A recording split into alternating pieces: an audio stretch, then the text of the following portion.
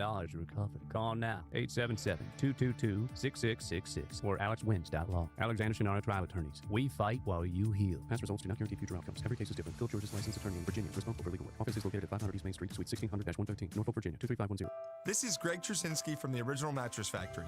I want to share the story of a couple I worked with recently. After receiving a quote from a competitor for a mattress, they visited OMF and found a mattress that was a great fit for them. They were so pleased with our quality and value that they ended up purchasing 2 mattresses, a box spring, headboard, and frame. Their total at OMF was roughly $400 less than what they would have spent on just the one mattress at the competitor. If you're ready to get better sleep for less, visit us at originalmattress.com. With Progressive, it's easy to reach customer service with our app, website, chat, or by phone. Because when getting help is hard, it's not help at all. Little help. A little help over here. Thank you for calling Bench Press Assistance. What? Due to excessive gym volume, all available spotters are currently lifting heavy weights off the chests of other bench pressers. Seriously? Please continue to hold, and we will remove the barbell from your chest in the order in which your cry for help was received. Getting assistance should be easy. With Progressive, it is. Progressive Casualty Insurance Company and Affiliates. With other language learning apps, I was just playing games. I wasn't really learning. Babbel's different. Babbel was designed by over 200 language learning experts to be the most effective way to learn another language. Every time I open the app, I can choose to work on my writing, speaking, or listening. And it saves my mistakes for me to review, so I'm constantly improving. Before Babbel, I thought I just wasn't good with languages. But now I'm speaking French. Tout ça, c'est grâce à Babbel. Save up to 50% on your Babbel subscription when you sign up at Babbel.com. Babbel.com. Looking for a top-tier university that is affordable? Coastal Carolina University offers more than 100 undergraduate and graduate programs designed to help you earn your degree. Visit coastal.edu and learn more about the Coastal commitment to student learning and student-led research. Coastal Carolina University is consistently ranked as a top best value university in the South. Visit coastal.edu to learn more and schedule your campus tour. The Down on the Farms Concert Series welcomes Luke Combs UK to the Secure Testing Services Pavilion at the Hanover Vegetable Farm on Saturday, June 20th, 2026. Dust off your hats and boots. Luke Combs UK, the world's leading tribute to Luke Combs and endorsed by the man himself, is coming to town for an unforgettable night of country music. Tickets go on sale this Friday, December 12 at 11 a.m. All details at FOTFconcerts.com. Presented by Premise Bank, B&W Builders, Bud Light, Richmond Ford West, and Ultimate Pools. From the ESPN studio, presented by Ortho Virginia. Find one of Ortho Virginia's orthopedic locations at orthovirginia.com. W291CL Lakeside Richmond. WURV HD2 Richmond. We are 1061 ESPN. Richmond, it's time to get your morning going. Richmond Sports Talk by Richmond sports fans. This is Fitz the Bill with Jack Fitzpatrick. All live from the capital of the Commonwealth, where sharp analysis, your cause, and Richmond always come first. If it's making headlines locally or nationally, we're breaking it down. Now, take my talents to South Beach. Live from the capital of the Commonwealth, Fitz the Bill with your host, Jack Fitzpatrick. Donald under center with Charbonnet in the backfield. Play fake. Sam steps. Goes by the end zone. Touchdown! Motion back inside is Barnum. Darnold has time. Looks inside. It's caught. Touchdown! Make an extra point. Make a conversion. I don't care what it is. The Seahawks win the game again on the last play of the game. The Seahawks win 38-37. It's Sauber with the 2-point conversion catch. Holy cow! 172 when trailing by 15 or more in the fourth quarter. The Rams led 30-14 with 13:34 left in the game. And the Seahawks somehow find a way to win on the last play of the game. That was maybe the best Thursday night football game I've ever witnessed last night as the Seahawks beat the Rams 38-37 in overtime. And it's not just the best Thursday night football game I've ever seen because my team won. It was because it had every storyline you could possibly imagine. The Rams offense moved the ball at will until it mattered most. Matthew Stafford finished with 457 passing yards, 3 touchdowns. 225 of his passing yards went to Puka Nacua, 12 catches, 2 touchdowns as well for Nacua. It was fantastic offensive football from the Rams until they needed a first down to really ice the game. Sam Darnold threw what felt like a back-breaking pick late in the fourth quarter, and the Rams just couldn't capitalize on it, and it set up 3 straight 3-and-outs by the Rams offense that gave the Seahawks offense an opportunity to claw back into it. Rashid Shaheed, a punt return touchdown. Sam Darnold hit A.J. Barner, the tight end, for a massive 26-yard touchdown pass. And then, oh, by the way, it was a Jackson Smith and Jigba touchdown catch in overtime, followed up by, yes, an Eric Saubert 2-point conversion catch. Maybe the most important catch of the entire game. Technically does not appear in the box score because technically 2-point conversions don't technically happen. It's a very weird situation with 2-point conversions. But Seattle, you heard Rabel there. Rabel's the play-by-play voice of the Seattle Seahawks. Seattle was 0-172 when trailing by 15 points or more in the fourth quarter going into that game. The Rams had only lost once in the history of their franchise when leading by 15 points or more. That last loss came in 1989 against the San Francisco 49ers. Well, now the Rams have lost twice when leading by 15 points or more in the fourth quarter, and Seattle is 1-172 after coming back from trailing 30-14. And it was a fantastic game, and it was a game where I can comfortably walk away and say the Seahawks got lucky. That was one of the luckiest games I have ever seen. And in News or Snooze coming up at 8:30, we're going to break down Sean McVay's comments at the podium post-game where he talked about the 2-point conversion. If you missed the 2-point conversion, the second one, because Seattle trails by 16, so we all know the math, right? Touchdown, 2-point conversion, touchdown, 2-point conversion, and we're tied. Well, Seattle does that first 3 parts of it correctly. They got the touchdown, 2-point conversion, touchdown, and then on the second 2-point conversion, and this is where the luck comes in, right? Second 2-point conversion, Darnold drops back, tries to hit, I believe it was Zach Charbonnet on a quick little bubble screen. It's deflected off of Kobe Turner, who had himself maybe his best career game, deflected off of Kobe Turner's helmet, fell to the turf. Charbonnet just picked it up and the play was over, and it looked like it was a failed 2-point conversion attempt. Well, after a review, they ruled Darnold actually threw the ball backwards, so it was a live ball fumble, and because Charbonnet picked it up, there was no whistle. The refs did not whistle the play dead. Charbonnet picked it up in the end zone, and it was a converted 2-point conversion, tying the game at 30. The Rams miss a field goal. Their field goal kicker had been perfect on the season prior to that. He missed his first field goal of the year. Takes you to overtime. It was a 41-yard completion to Puka Nacua on 2nd and 9 that gave the Rams the lead. And then the Seahawks went down the field, a couple of huge sideline catches, JSN with one, Cooper Kupp with the other, ends up with a JSN touchdown catch in the back of the end zone, and an Eric Sauber 2-point conversion. Just an absolutely insane game that was all luck. The Rams outplayed Seattle. They dominated time of possession. They dominated offensively. Their defense was giving Sam Darnold fits, getting 2 interceptions.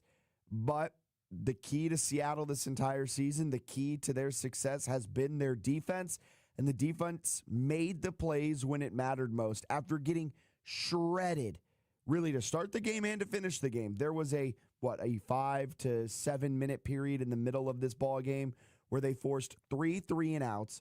They stopped the Rams offense from doing anything. They forced the first punt of the game late in the fourth quarter. Rashid Shaheed returns it for a touchdown. They stood strong following Sam Darnold's second interception of the day. A wild performance from Seattle to get the win. They are now in the driver's seat to be the 1 seed in the NFC. They are in the driver's seat to win the NFC West, and probably the craziest Thursday night game I've ever witnessed. And look, I might be running on fumes now because I stayed up and was riding high after that game last night, Alan, but well worth it as a Seahawks fan. That was a game where, and in the locker room after the game, You saw the team coming together. It was an emotional scene in there. They were really excited. And it feels like, and they always talk about this, but to have a championship caliber team, you need a good locker room. This team, the way that they're able to come together and bounce back from the abysmal start to this game, the emotions in this game were crazy. I think I was texting you, I hate Sam Darnold. I love Sam Darnold. Why are we running the football? Thank goodness we're running the football. It was a wild. Who said we couldn't run the football? Yeah, who said the last text you said? And I was going to respond back you, but I fell asleep. Look, who said? Well, it was Kenneth Walker had a 55-yard touchdown run. Prior to that, he was getting stuffed every time, and I think he was averaging like 2 yards a carry. He finishes with 100 yards, 9.1 yards per carry. He had 11 carries for 100 yards, but if you take out his one long touchdown run, 10 carries for 45 yards? Not the best. I still love him, though, man. He's so good. Yeah. He's boom or bust. Yeah, because he's got such good acceleration. Speed, yeah. I would say, one thing that I would touch on, for a championship caliber team, you got to be able to win when you're not at your best.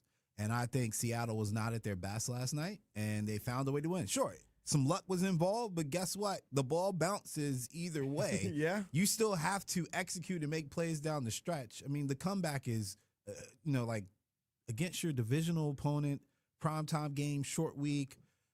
You had a series of injuries you had to deal with as well. It's literally a chef's kiss, man. So I tip my hat to him. That is a season-defining win for a team that's looking to make a Super Bowl run, not just the playoff push, but they're looking to lock up the 1 seed and make a run to the Super Bowl. It's definitely a game you can always refer back to when times get tough. It was an insane game, And you mentioned injuries were mounting in this game alone.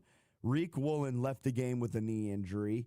Nick Emanware, who is a fantastic safety, rookie safety, he left the game in concussion protocol. Kobe Bryant left the game in the first half. He's the starting safety. And so right there, you're down 2 starting safeties, a starting corner, and you're going up against Puka Nacua. Yeah, well, you're going up against Puka Nacua and a madman schematically at getting people open. And a madman at quarterback as well. 457 passing yards. Yeah, the amount of communication it takes to even slow down a McVay offense is something that should be studied. And to be able to execute that, I mean, McDonald's a really, really good coach. And maybe I didn't put enough reallys on there, but as far as where he's taken the Seahawks as a franchise in his first head coaching gig, and, I think you had mentioned this before, you might have to look at the Ravens and be like, dang, did we let one get away? Did we let our future coach get away? I mean, the timing wasn't right. Yeah, but also sometimes it's better to be early than late. Yeah. And it's really tough to, just from a team chemistry perspective, to fire a coach and then promote your coordinator. But if you're a Ravens fan and you watched that game last night and you're now watching what the Ravens defense and the Ravens team is doing in total, you're kind of sitting there like, dang, did we let one get away? And, oh, by the way, Jay Harbaugh, the son of, is it Jim or John? It's probably John. Too many J's, man. I don't think Jim's kids are old enough to coach. So John's son, Jay, why? I could go on a whole rant about why are we naming them all such similar names? Jay, John, and Jim, the Harbaughs. Jay Harbaugh is the special teams coordinator for Seattle, and I believe he was on the Ravens staff as well. And that's another one where you're like, he's Jim's son. Wow, I didn't think he was. I didn't think Really? Jim was old enough to have a kid coaching already. But he's a fan. He's turned Seattle's special teams under Pete Carroll was one of the worst in the NFL. Under Jay Harbaugh, they have turned into now one of the best units in the NFL. And the Rashid Shaheed punt return touchdown to kind of spark the team into action was key to winning this game. Like, you look at it, McDonald's defense decides to all of a sudden start generating pressure with 4. That was the key to this game. Everyone's saying, oh, the defense decided to play well, blah, blah, blah. Really, if you want to get granular with it, this game turned late in the fourth quarter. Seattle forced the 3 straight 3-and-outs in the fourth quarter. It went punt, a 4-yard drive, a 3-yard drive, a 7-yard drive, all 3 plays, all taking 96 seconds or less. That was key in getting it, but they did it by using just a 4-man rush package.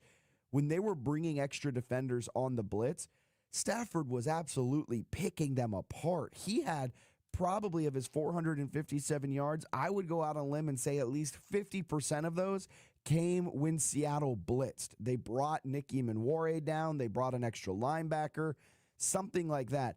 And then in the fourth quarter, after that touchdown drive to start the fourth quarter, Seattle's front four of DeMarcus Lawrence, Byron Murphy, Leonard Williams, Boy Mafe, Uchenna Nwosu, they kind of rotated out. Derek Hall was rotating in as well. When those four were generating the pressure, Matt Stafford had no answers, and he was flustered in the pocket. That's going to be the key if these two teams meet again in the NFC Championship. You've got to be able to generate pressure with four rushers. If you can't, Stafford is going to pick you apart all day like he did for maybe, 53 minutes of that game, but there was a 7-minute period that allowed Seattle to just combust. Yeah, I was going to say, there's a really good clip of Kirk Cousins talking about coverage versus the one yesterday? progression. Yeah, that was so good. And if you think about it, when you're allowed to only rush 4, you can mix and match and confuse people a whole lot more. Than when you can obviously see the blitz or you get the pressure. So I would imagine just the ability to just rush those 4 and drop everybody back was throwing them off a little bit. It does close the passing windows too.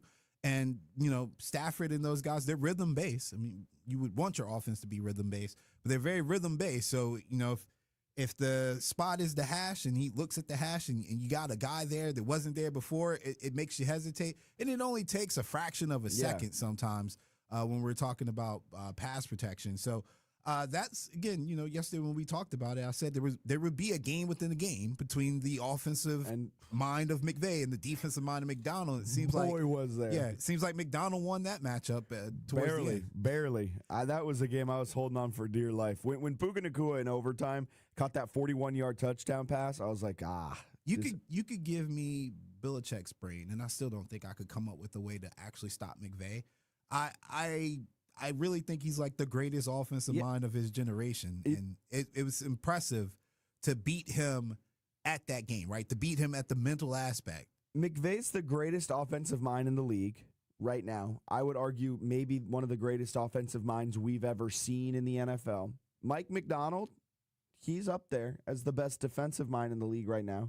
He's doing some special things. I wouldn't say he's one of the best defensive minds of all time, but McDonald right now is the best defensive mind in the NFL. They were squaring off last night, and McVay won that matchup for 50 of the 60 minutes. But there was a 10-minute stretch there where Seattle's defense forced those 3 straight 3-and-outs, and just like that, it allowed Seattle to come back, and Rashid Shaheed helped kind of spark it with his punt return touchdown, and Al Michaels' call of that was maybe the worst call I've ever heard in my life. He's very low energy sometimes. That's a nice way of putting Replace him with Gus. Replace him with anyone that has a pulse. Are we sure Al Michaels has a pulse? I mean, I'm sure he has a pulse because he's getting that money. And he's coming back, I think so. Yeah, I know.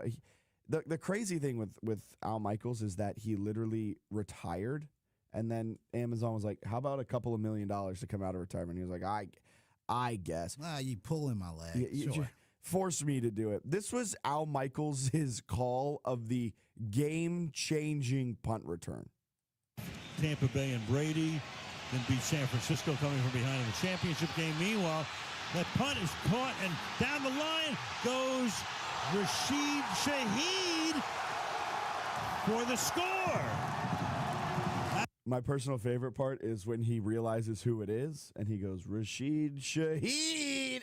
I think the way they watch it is affecting how he's calling it. If I'm not mistaken, isn't he like looking on like it's like there's a delay on the screen or something with them? No, I don't know.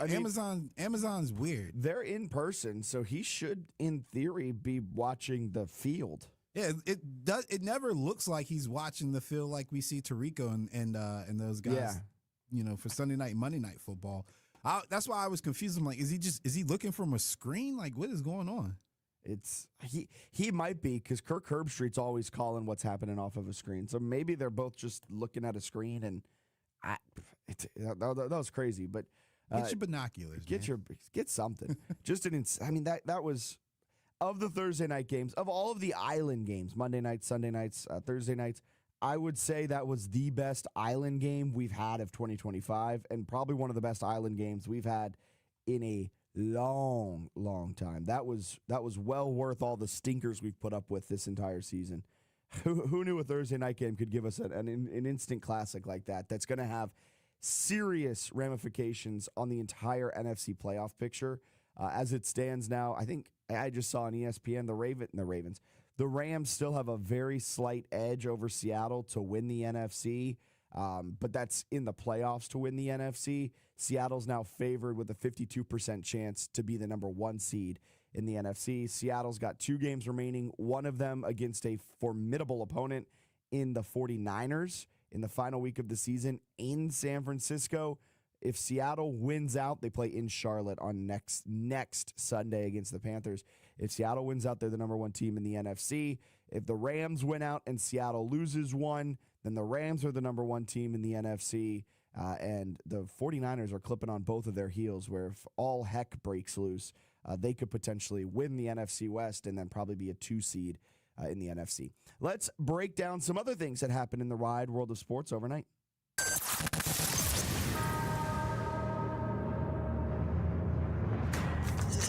This is your Fitz the Bill morning update, getting you caught up on some of the biggest stories in sports. We just opened the show with it. We talked about it at length, but last night on Thursday Night Football, the Seahawks down the Rams 38-37 in an overtime thriller. With the win, the Seahawks now control their own destiny to be the number 1 seed in the NFC and win the NFC West. Puka Nacua had a career night, 12 catches, 225 yards, a career high, most by a Rams receiver since Isaac Bruce did it, I believe, in the early 2000s. 2 touchdowns for Nacua as well. Matthew Stafford, 29 of 49, 457 yards, 3 touchdowns. However, the 2 rushing touchdowns, 2 passing touchdowns, and 1 punt return touchdown by Seattle was too much after we got some extra football. Over in the association, the Knicks down the Pacers 114-113 thanks to a big-time Jalen Brunson 3 late. Don't let the Brunson burner heat up. Other scores around the NBA, the Hornets beat the Hawks 133-126. LaMelo Ball finished with 28 points and 13 assists.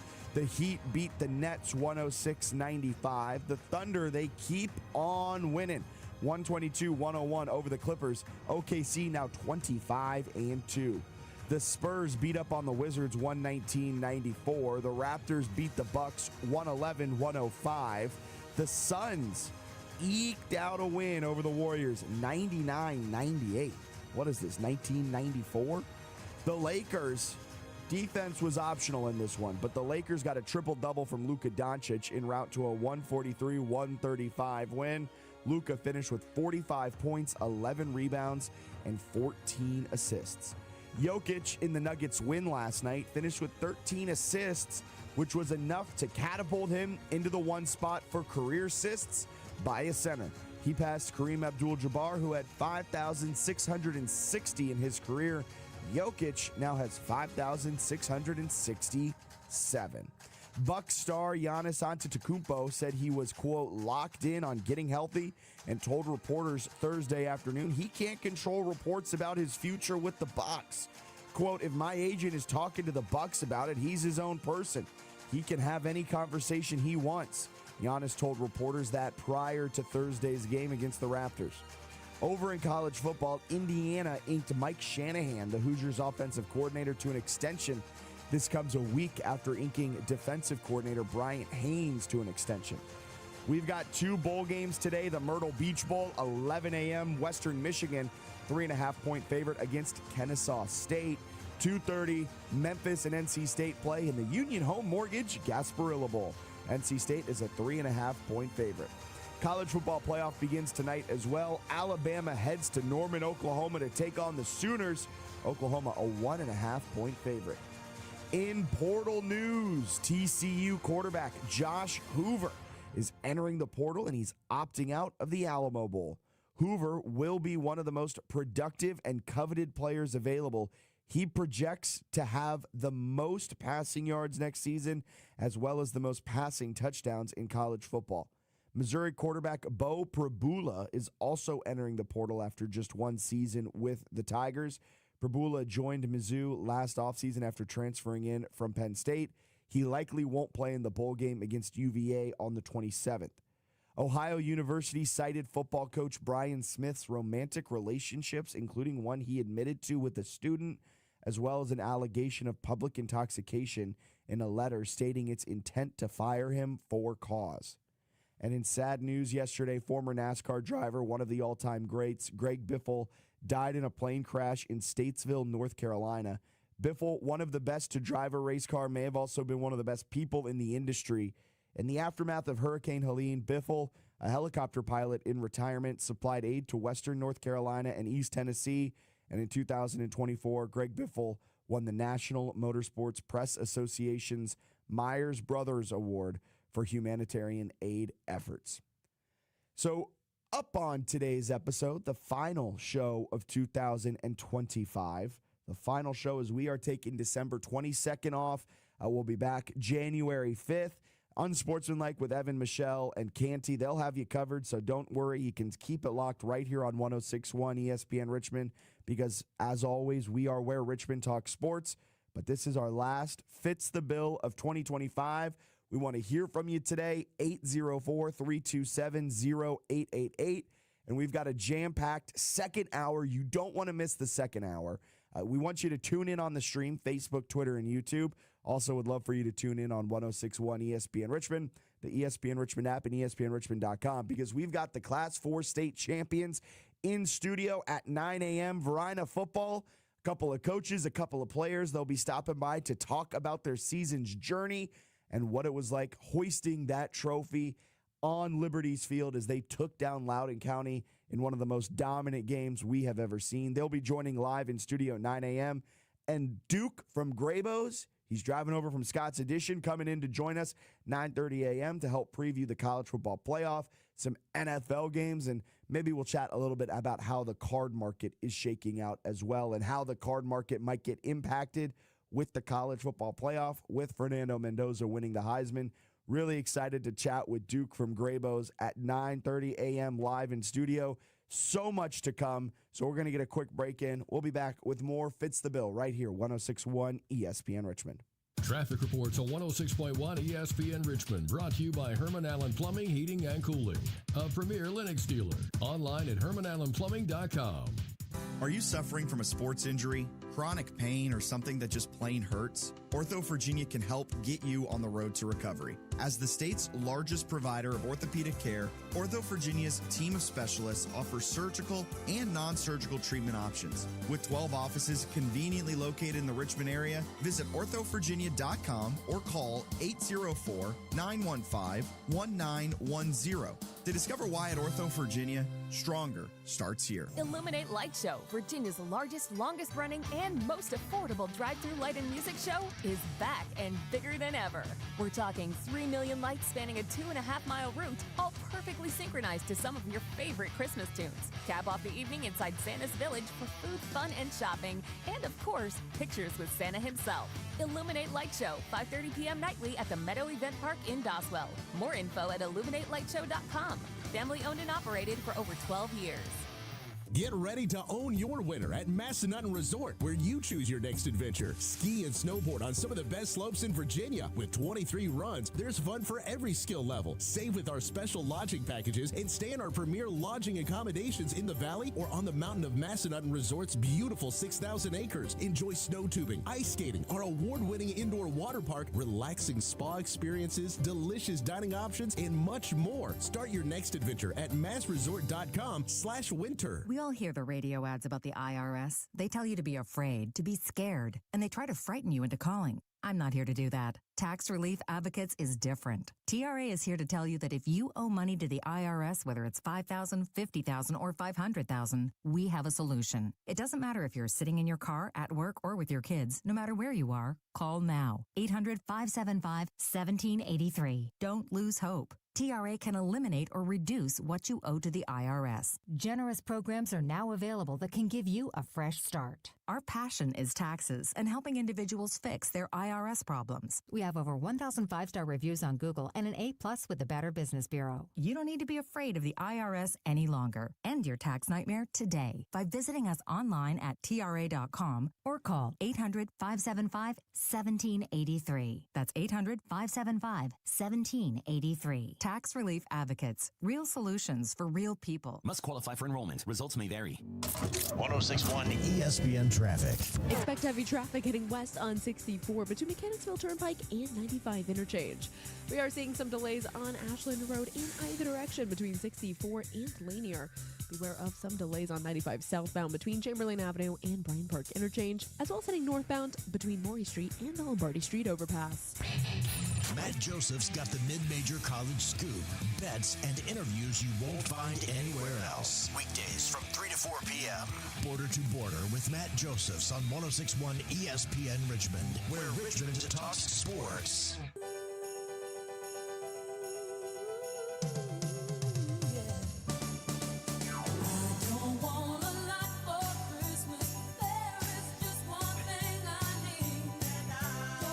I can't help but want to sing along, though.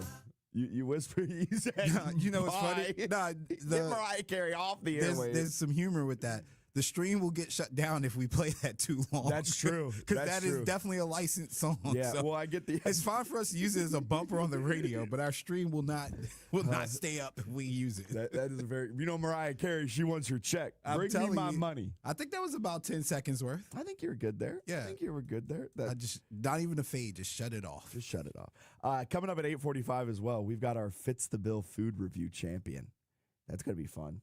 We should have invited them in to bring us food. We definitely should have invited them. That's a poor planning on my part. I overlooked that one. It's all good. They probably thought you would. Oh, you know what? I'm gonna give it away. No, I'm gonna give it away. I'm not gonna say. Yeah, they probably didn't trust the way you handled your food. All right. You know, you do one bad thing one time, and all of a sudden people want. It's really the most unforgivable thing you could do. I did. It wasn't intentional. I know. Mistakes happen. I know. Mistakes were made. You know, some mistakes were made last night in the football game as well. Just look at Sam Darnold throwing 2 picks. Your scouting report says not dependable on the catch. All right. Not clutch. On the carry more so. I got the catch down. It's look, 2 hands. Sam Darnold made me so mad last night, and I'm trying to let him off the hook a little bit, but I don't know if Sam Darnold deserves to be off the hook. And Kirk Herbstreit kept saying this on the broadcast, and it kept annoying me. He kept going, you know, Sam Darnold, the haters, they just don't think he can win big games. And this performance tonight says otherwise. And I'm like, I don't know. He threw 2 back-breaking interceptions today. One I'll give him because Chris Shula, the defensive coordinator for the Los Angeles Rams, the first interception, it was magnificent coverage. They were playing man, but they disguised man, and it was actually zone. And they were running just a simple quick slant concept. If you play Madden, you know the play well. And he was going for the outside slant, and he thought both corners were trailing in man, but they actually were playing zone, and the corner passed off the player exceptionally well, sat down right in front of the pass. I would have fooled me in Madden. I would have thrown a pick 10 out of 10 times if I was playing Madden. But the second one, shout out Kobe Turner. Shout out the former Richmond Spider, because he had himself a game and he had an interception where he was able to just kind of drop back in coverage and pick one off, and it was a heinous decision from Sam Darnold. Heinous. And look, I know what you were saying earlier. You know, there's season-defining wins. Championship teams, they find ways to win, and that's what Seattle did last night. But there's also a part of me that is thinking, man, in the playoffs, when the margins get smaller and things get more difficult, I cannot trust Sam Darnold in an NFC championship game. Heck, in an NFC wild card game, not to make some back-breaking, stupid decision. He made 2 of them yesterday. He now has 6 interceptions against the Rams this season alone. Sam Darnold makes me scratch my head, man. Yeah, no, I mean, you shouldn't trust him, but so much. There's some healthy pathology on the mistakes he makes. In the first half, I think he had like 6 pass attempts in the first half, and that's a direct reflection of the trust the coaching staff does not have in him against the Rams. So the issue obviously would be now, how much do you trust them and how far away from your game plan can you get? Because you got to stay attacking. You have to. Yeah, they are the most run-heavy team in the NFL, so I guess that is in their favor. But you know what I hate? Not hate, that's a strong word. You know what I don't like? What? There's this misconception that you have to run to set up play action. Yeah, I know people still say that, and I always refer everybody to the New England Patriots, who ran a lot of play action and didn't necessarily set it up by the run. It's just play action draws the linebackers in, whether you're running it well or not running it well. Yeah, I mean, it helps if you're getting 8-9 yards of carry for sure. But if you're not, like if you just open the game with a play action, people will still fall for it if it's executed right. I mean, at any given time, if it's executed right, people will fall for it. But I think it's just one of those cliches we just can't let go. That's a good point. Do you think the decision to go for 2 in the overtime was a gutsy call? I don't, just because we're at the point in the season here where the longer we play, the more likely we are to sustain injuries. And I think a short-sighted view of that would be we need to win this game. And that's why we would just kick the field goal and extend it even more, or kick the extra point and extend it even further. I think it's more forward thinking to be like, if we're going to lose with the ball in our hands. And the caveat to that is, too, we're not extending the game. We're not putting extra pressure on our bodies, et cetera. I know some people be like, well, it doesn't really matter. The accumulation of these games will definitely matter. And you're on a short week. Yeah. It was worth the risk for me. I see a lot of people now today kind of saying, oh, that was such a gutsy call. Why would they do that? If that didn't work, you would have been questioned. You're right with what you're saying. And then to kind of add to that as well, if Seattle tied that game, which was the most likely outcome if they had kicked the extra point, if they had tied that game, that essentially would have acted as a win for the Rams, because the Rams already had the head-to-head win back in Week 11. So it would not have helped Seattle whatsoever in terms of tiebreakers and in terms of the ultimate goal, which I would believe for the Seattle Seahawks at this point in the season, is to win the NFC. So you needed to win that game. A loss and a tie were the same, so you had to play for the win there. I'm seeing gutsy OT gamble. I'm seeing, I think Damian Woody on the post game was like, that was a crazy decision. I just didn't see it that. I was like, that was like the only decision. If they had kicked an extra point, I would be more mad than if they went for 2 and not gotten it. I think the crazy decision is to give the ball back to the guy that had 450 passing yards. Yeah, and the wide receiver you can't stop. He is so freaking Puka Nacua is so frustratingly good. If I'm gonna lose, let me lose trying to go for the win. That's I feel like, you know, the decision to go in the other direction and be conservative would have been playing not to lose. And as you said, and as we always say, if you play not to lose, that's typically when you do lose. Dang right. Dang right. I'm cool with it, man. Let's get a quick break in here. We'll step aside. We got news or snooze on the other side of the break right here on 106.1 ESPN Richmond. This is advertising material. 3 a.m. You're in the hospital, injured, and you need help now. Alexander Shannara Trial Attorneys answers 24/7. Accidents don't wait for business hours. Car accidents, truck wrecks, workplace injuries, medical malpractice. Serious injuries require immediate action. Over 250,000 clients represented. Over $2 billion recovered. Call now. 877-222-6666 or alexwins.law. Alexander Shannara Trial Attorneys. We fight while you heal. Past results do not guarantee future outcomes. Every case is different. Phil George's licensed attorney in Virginia. Responsible for legal work. Office is located at 500 East Main Street, Suite 1600-113, Norfolk, Virginia 23510. This year, make a tax-deductible contribution that can change a life. Every day, the American Red Cross helps thousands of people, providing emergency relief, emotional support, and essential care to families in need. We depend on your end-of-year donations to do this critical work. Donate to the American Red Cross before midnight, December 31st, and help us bring hope to a family with nowhere else to turn. Visit redcross.org or call 1-800-RED-CROSS to make a donation that will save someone's life. $5,000. That's the average amount of money people in the U.S. are now spending on gas in a year. $5,000. That's crazy. If you drive, you have to download Upside, the free app that gives you cash back every time you get gas. That's right. You can earn real cash back with Upside just by buying the gas you're already buying. You can literally start earning cash back today. I use Upside every every time I fill up, and I've already made around $300. You're putting gas in your car anyway. Why not get real cash back? If you like free money,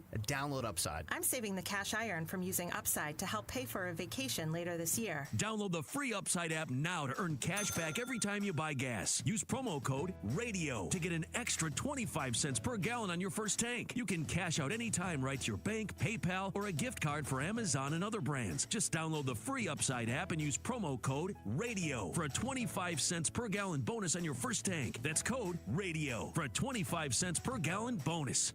Lottery scratchers make great gifts for all occasions, birthdays, anniversaries, and special celebrations. However, the Virginia Lottery reminds you there's never a good time to give lottery tickets to minors. In fact, it's against the law. Studies show the earlier in life a younger person starts to gamble, the more likely they are to develop gambling problems later on. So when it comes to giving lottery scratchers as gifts, the Virginia Lottery reminds you that you must be 18 or older to play. Scratchers for kids? Scratch that idea. Brought to you by the Virginia Lottery and the Virginia Council on Problem Gambling. Amber and Ian. If Virginia wins that game, they are in the college football playoff. So Notre Dame, if you want to be in 24, you should have been in at 25 because your ass is left out. I understand why Notre Dame's not in a conference, but then don't cry in the rare situation where it harms you. And then also, don't expect the ACC to advocate for you if you are not a partner with them in that sport. Amber and Ian, weeknights at 7 Eastern on ESPN Radio. Weather reports on 106.1 ESPN Richmond, brought to you by Herman Allen Plumbing, Heating, and Cooling, a premier Lennox dealer. Online at HermanAllenPlumbing.com. 106.1 ESPN weather. It's currently 57 degrees and mostly cloudy with a high today of 60 and a low of 27. We're seeing a couple of brief showers early in the morning, but mostly cloudy skies throughout the day and some windy conditions. Currently, we're seeing a southwest wind averaging at about 5 miles per hour with gusts up to 15 miles per hour. And taking a look at this weekend, mostly sunny skies, a high tomorrow of 50 and a high on Sunday of 58. 106.1 ESPN. Catch Border to Border with Matt Josephs. Statewide sports debates, unfiltered takes, and no-nonsense analysis. Tune in daily and join the conversation. News. Extra, read all about it. Or snooze. All right, hold on. Before we start this news or snooze, Jack, who threw in that PSA about the lottery tickets? You're the program director. I feel attacked. Hey, just so you know, do not purchase a lottery ticket for anyone under the age of 18. Listen, all right. I did develop some habits. Are you admitting I developed some a habits. crime right now? However, I was given those tickets by people that I thought were had my best interest. I don't know, hand. man. It's amazing how people from the 80s were raised in comparison to the 90s kids and the 2000s. You can see the gradual acknowledgement that some mistakes were made in the 80s. Hey, some mistakes were made. Newsworthy that we both learned that is illegal starting today. Yes, actually. Like, wow, all this time. There you go. Who knew? Who knew? I would have never thought it. Anyway, Rams Puka Nacua dazzles on field, rips refs again to cap chaotic day. Newsworthy. Extra, read all about it. Puka Nacua, man, what are you doing? What are you? I told you who his uncle was.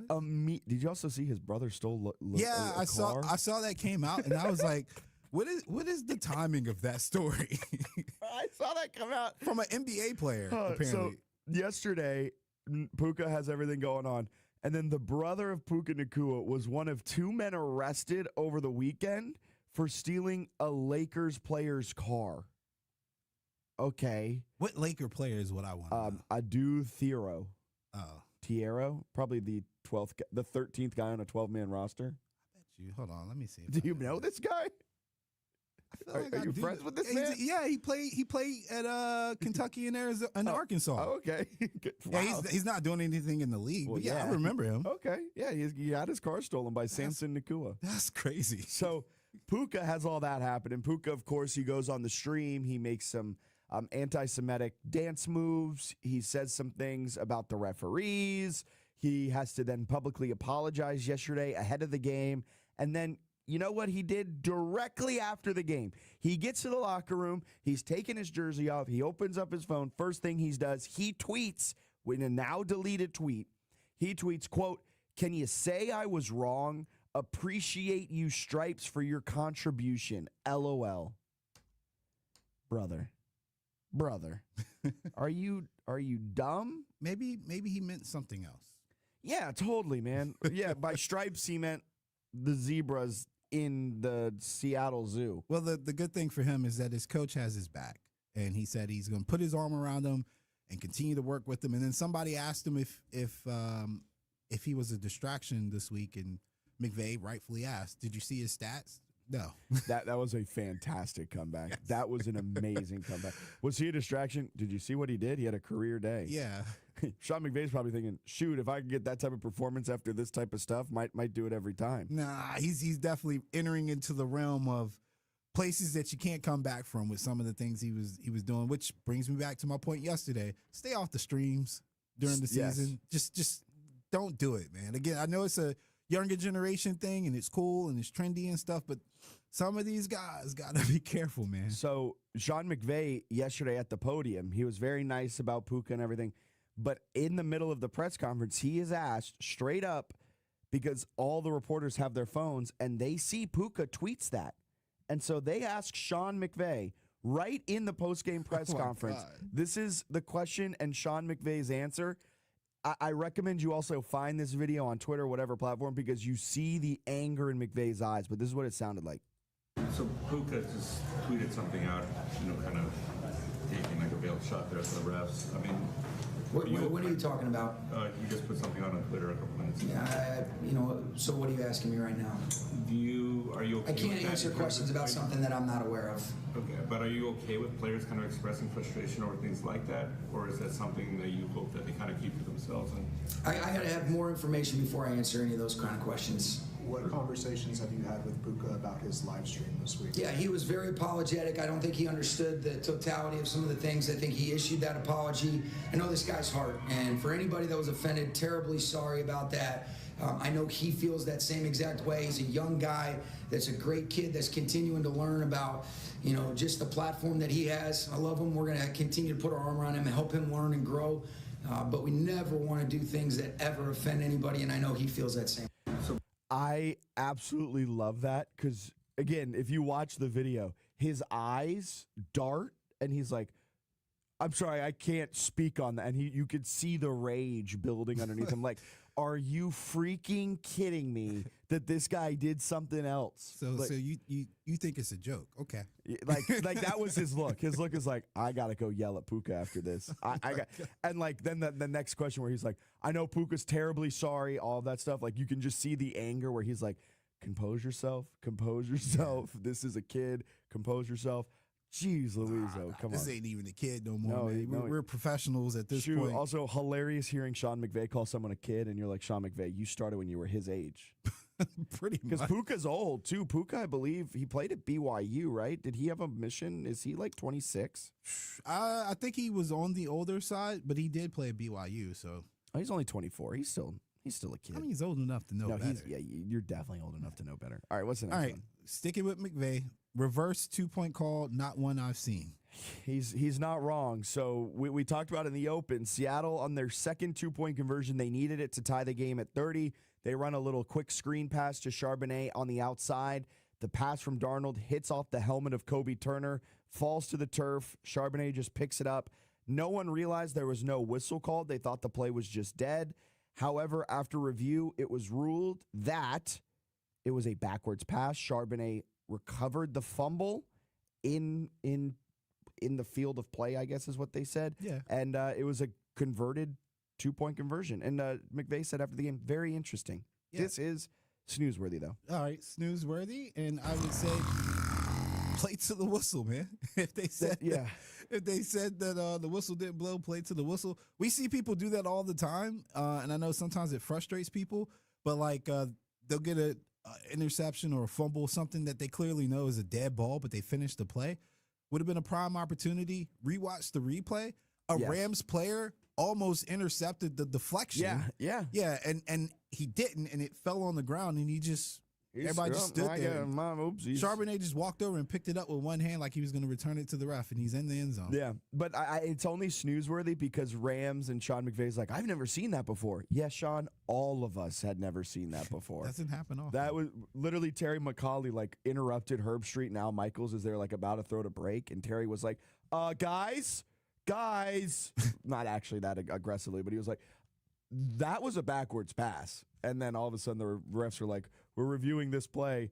And Terry and Kirk and Al, and they're all like, yeah, the fans here in attendance do not know why they're reviewing this because they didn't explain it. They just said they're reviewing it. And Kirk goes, yeah, we wouldn't know either unless it was for you, Terry. And it was just so confusing. All right, what's the last one? Locked in, Giannis says agent talk with Bucks out of his hands. Newsworthy. Ah, really? Newsworthy. Because it's got to be both. Well, Giannis is becoming and I love Giannis, but he's becoming a little bit of a villain. He's becoming a little bit of a villain because he's playing dumb. And I think that is going to reflect poorly on him in the long term. He's saying, oh, I don't control what my agent does. If my agent is talking to the Bucks, that's him talking to the Bucks. That's not me. I'm locked in on my rehab. Brother, we all know that you're talking to your agent. You're just trying to do plausible deniability. It's a rough look. So that is both news and snoozeworthy, but he's becoming the villain a little bit. So real quick though, this man asked for more help. They gave him Lillard. He ended up getting hurt. He's expecting some kind of form of replacement or some additional help. They get Miles Turner. They got Miles Turner. Is he really the villain if he wants to be out? Look, no, I don't think I'm all for him wanting out, but I think the way he's handling it right now is not the best. He needs to handle it better. Golfers, if you're chasing that perfect mix of distance, feel, and control without emptying your wallet, it's time to level up with Birdie golf balls. That's spelled B1RD1E. These things deliver distance that dominates, right in line with the big name brands you already know. But here's the kicker. You're getting it at a price that actually makes sense. Check it out for yourself, birdiegolf.com. Make the eyes in birdie ones, and you'll be there.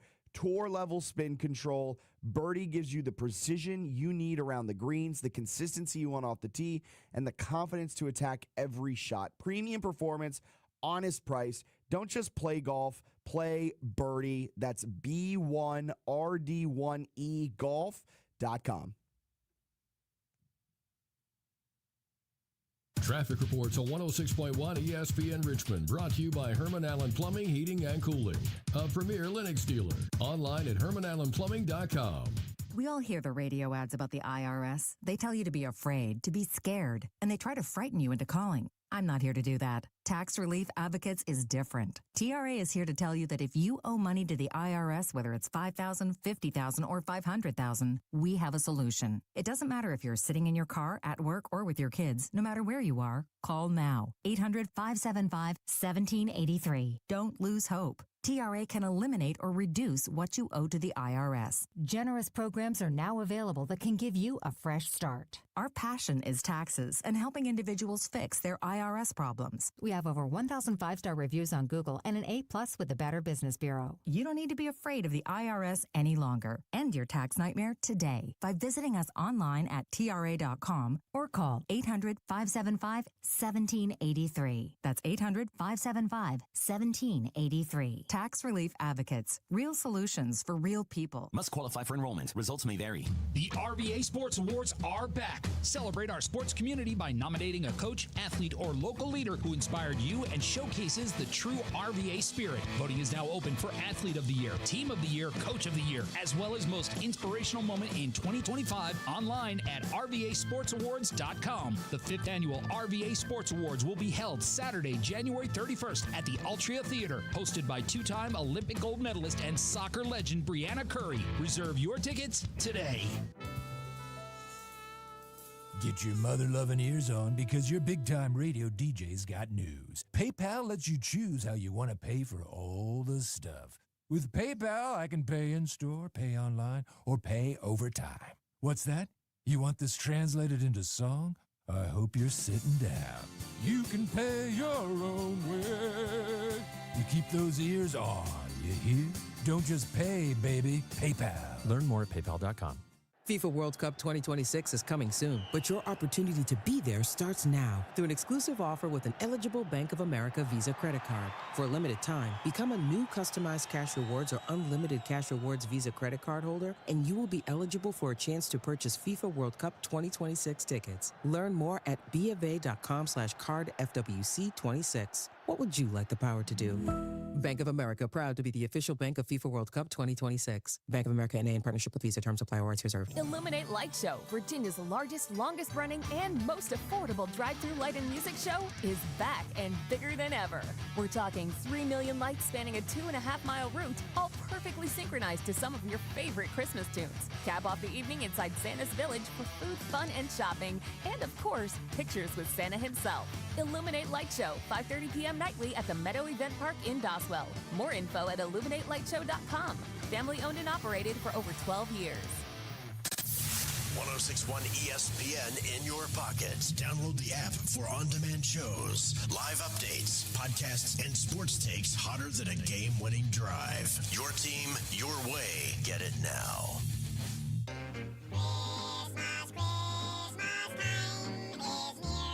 What great quality. I'm going to need Alvin, Simon, and Theodore to re-record this one. I mean, it's accurate for the time in which it was made. Yeah, you're right. It's old. The new Alvin and the Chipmunks, though, slaps. So, as we get set for what's coming in hour number 2, Varina Football, they're here in studio joining us at 9 a.m. to chat about their state title run this season. So, in the spirit of it, we want to wrap up hour 1. We decided to do this, a little story on the Fitz the Bill food reviews. We went to the first 2 games of the season, Alan, and we said, you know what? This concession stuff smells delicious. We got to get in on it.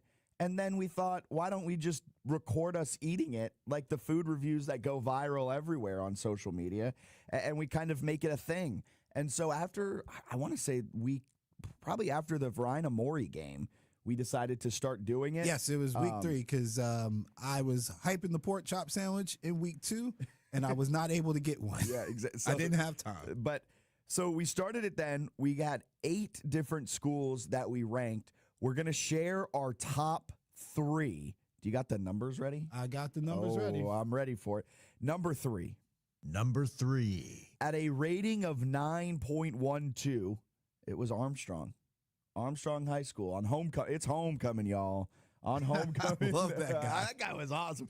The PA at Armstrong is the best PA in the 804. Highland Springs got a good one, too. I heard Varina's JV PA guy's pretty good, too. I don't know who that one is, but I've heard that they're Varina JV guy. I've actually heard complaints about the Varina probably. PA guy They're probably for like, JV. He messes up names too much. Best fish for sure. Best fish. Wings were good, but best fish by far. Armstrong comes in with a 9.12. All right, well, number 2. Number 2.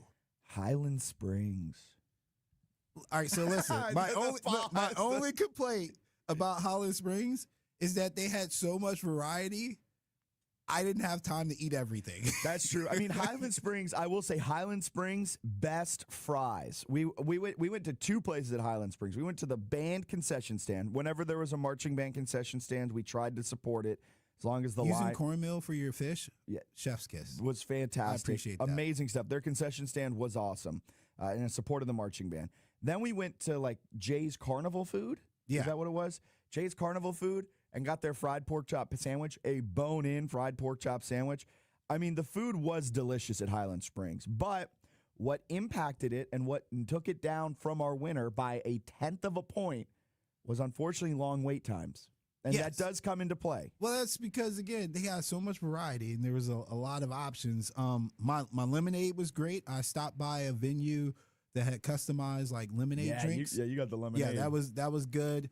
They had jerk chicken. I was not able to sample that. I bet you that would have put them over the top. I was bummed the barbecue guy wasn't there. Yeah, when we didn't get the barbecue. Yeah, week 1, we went to Highland Springs Hopewell, and they had the barbecue out there, and it looked very good. But Highland Springs comes in at number 2. All right. Number 1. Number 1. With a 9.5, beating out Highland Springs by 1/10 of a point. It's Huguenot. Huguenot. They that fish and wings, they got some good stuff over there. If you're ever at I highly recommend, because one, Huguenot's got a fun team, But they've got some good food, man. They got some good food. Food. They got a fun team. And they got a good atmosphere. Grandma will give you a lot of help. Grandma should have smacked you on the neck for dropping that fish. Look, I'm telling you, you pull that stunt in Amherst County, you're uninvited. What was your friend Bruce? Was that your friend? Yeah, Bruce. My boy Bruce. Bruce made it worse. Bruce definitely was like, yo, he dropped the fish. Bruce made it worse. That was rough for me. That was a rough look. Absolutely comical timing on him pointing it out, and everybody in the line just gasping all together like, yeah, you dropped the fish? Look, the white bread weighted one side of the bucket a little bit too much. But Huguenot #1, I want to shout out a couple of others. I mean, everywhere we went, Armstrong, Dinwiddie, Atlee, Thomasdale, Meadowbrook, Glen Allen, all had really, really solid food, all good concession stand food. I do want to shout out Atlee. I think they got hurt a little bit for being so early, and I hadn't completely worked out my grading scale yet. But their peppers, onions, and fresh cut fries at Atlee was insane. It was like 5 guys up there. And I also have to shout out the patience of the people doing it. And I think sometimes we forget they are volunteers most of the time. And if nothing, we appreciate it. I know fans do, because obviously the lines were always long everywhere we went. Out. That's why we'd get there an hour early so we could be the first ones in line. Yeah, but I 1,000% appreciated it, because that was my dinner most of those weeks. Yeah, exactly. All right, that'll do it for hour #1. Coming up, hour #2, Varina Football joining us live in studio right here on 106.1 ESPN Richmond. Duke from Graybos will be joining us at 9:30 in studio as well. Don't touch that dial. And if you want to watch the stream, we'll get it all up on YouTube, Twitter, all of that fun stuff. Just type in ESPN Richmond. We'll pop right on up. Like, comment, subscribe, and watch us over there. Or keep it locked right here, 106.1 ESPN Richmond.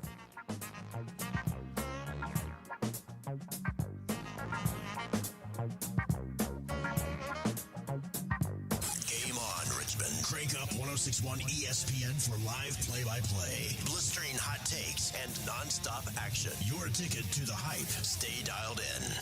As winter settles in and nights get longer, shouldn't your sleep get better too? At the Original Mattress Factory, our mattresses are made with comfortable materials and soft, luxurious fabrics, paired with superior support to care for your body and help it to rejuvenate as you sleep. And since we build all our mattresses here in town, you'll spend less than you would elsewhere. Better quality, made locally, for less money. Stop by one of our locations to try them out or learn more at originalmattress.com. Don't miss Yachtly Crew, the nation's #1 yacht rock band. July 25th at Surf Pro After Hours concerts at the Innsbruck Pavilion. Join us for an unforgettable night as part of Tribute Nights in Glen Allen, Virginia. Tickets on sale this Friday at 10 a.m. at AfterHoursInnsbruck.com. Is it just me, or has watching TV gotten way more complicated than it used to be? There are like a million different services, lots of stuff you want to watch, but can never find. And don't even get me started on the bills. Well, thankfully, there's Philo, a better way to TV. For as low as $33 a month, I get the channels I love. MTV, BET, Food Network, you name it. Plus, everything that AMC Plus has to offer. And guess what? They've added access to HBO Max Basic with ads plan and Discovery Plus, so I can enjoy all the best TV with one subscription. The best part? There are no contracts, no surprise fees, just one low price. And their DVR is awesome too. I can save everything I love on Philo for up to a year and skip the ads when I rewatch them. A total game changer. I signed up directly at philo.tv, that's philo.tv, so I could lock in the best price around. Philo's the easiest decision I've ever made. Now, the hard one is trying to decide what to binge next. To buy your home, you became a house hunting ace, learned about loans, scoured neighborhoods, and asked the right questions. If you manage that, you can get your retirement plan on track. Visiting aceyourretirement.org can help. Brought to you by AARP and the Ad Council. From the ESPN studio, presented by Ortho Virginia. Find one of Ortho Virginia's orthopedic locations at orthovirginia.com. W291CL Lakeside Richmond. WURV HD2 Richmond. We are 106.1 ESPN. The second hour of Fitz the Bill is brought to you by Birdie Golf. Tired of paying premium prices for big-name golf balls that overpromise and underdeliver? Step up your game with Birdie Golf. Learn more about a local company at birdiegolf.com. Change out the I's for ones, and you're there. That's B1RD1E golf.com. Birdie Golf.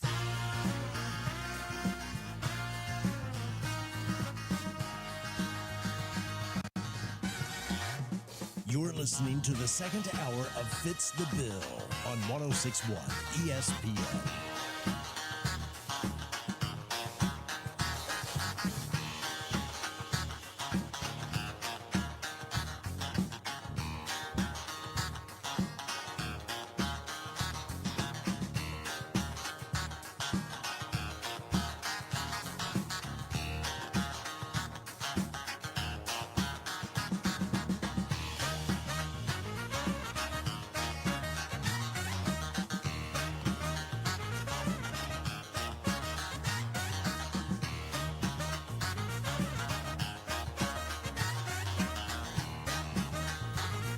Welcome in hour number 2 of Fitz the Bill right here on 106.1 ESPN Richmond. I'm Jack Fitzpatrick, Alan alongside, and we've got a loaded studio. We've been doing this show for about 9 months now. I think the most we've ever had in studio was maybe 3 people at one point. I think we've got 8 here today, but it's a worthy cause because Varina coming off of a dominant win in the Class 4 state championship over Loudoun County, a fantastic season going 13-2.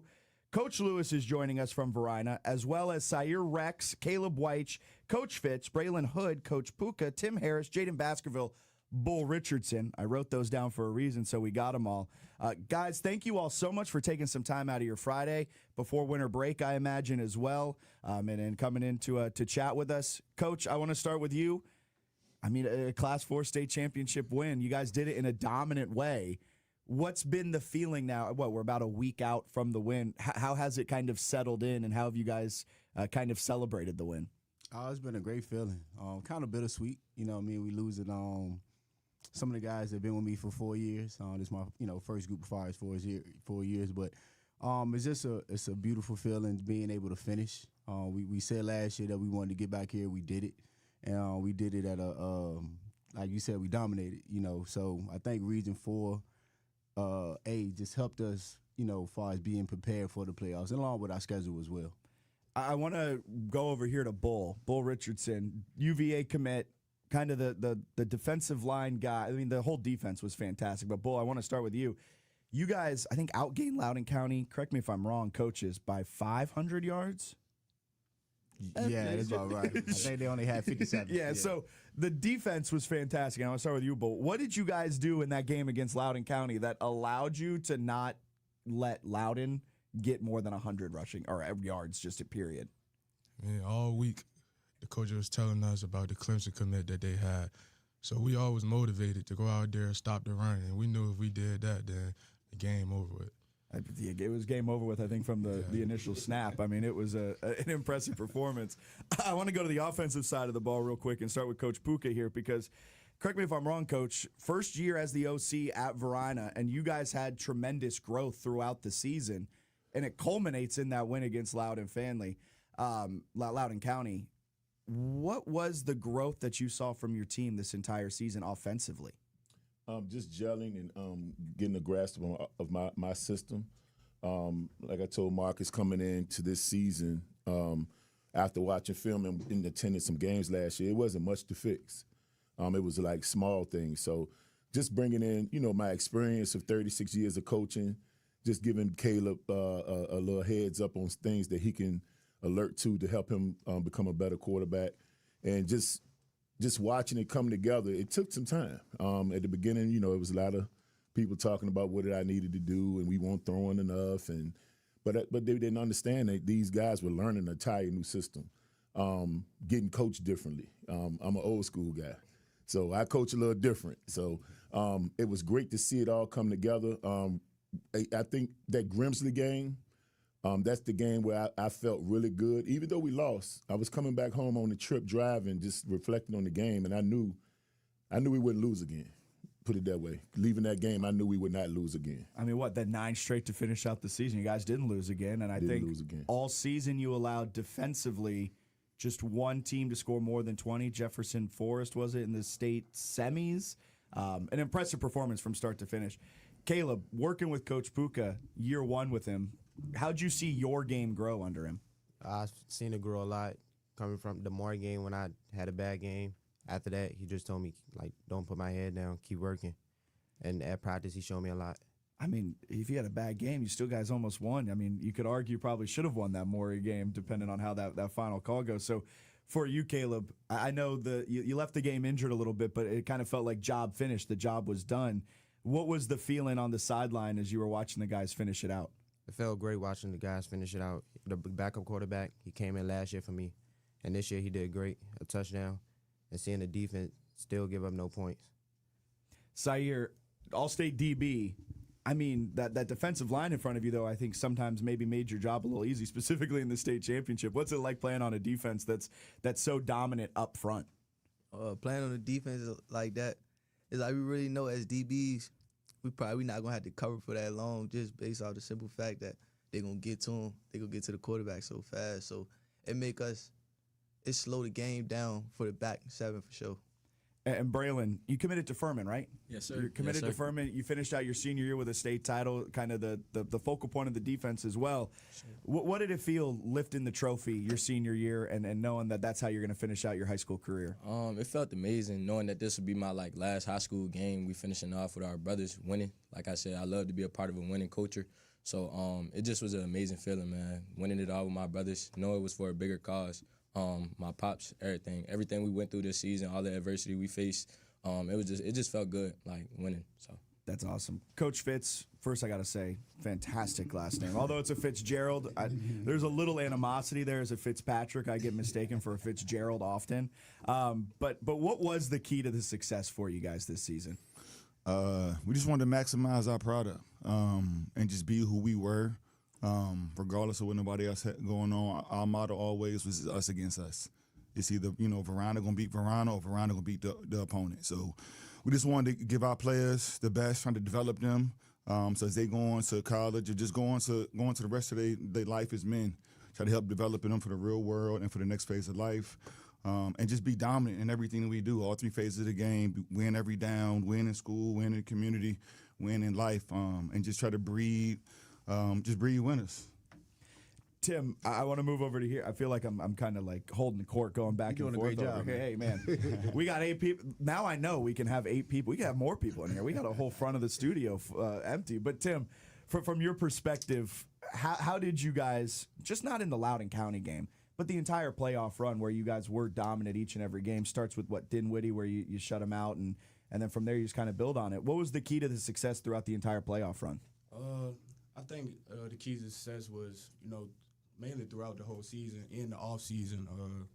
These boys was built for this moment. They took every day like it was their last, so I commend them on that.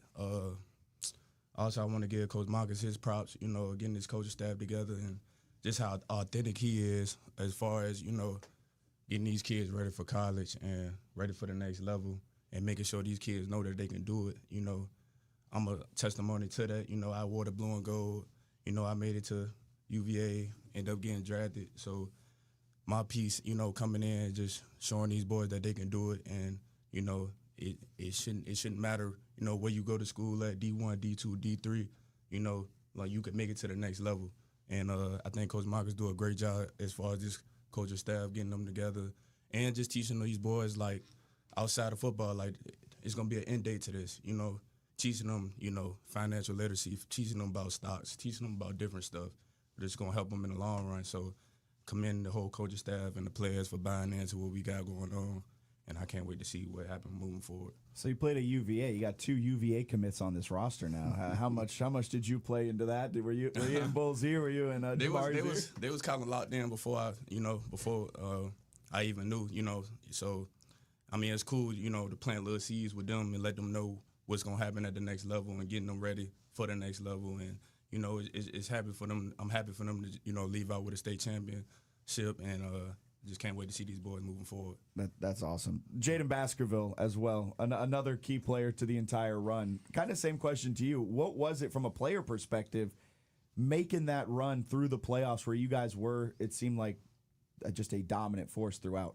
Through the playoffs, it was just about being a leader. If I led my line and how it was supposed to be, it was going to be a breeze, and it was a breeze. You make it sound so easy. If I was out there, it would not be that simple.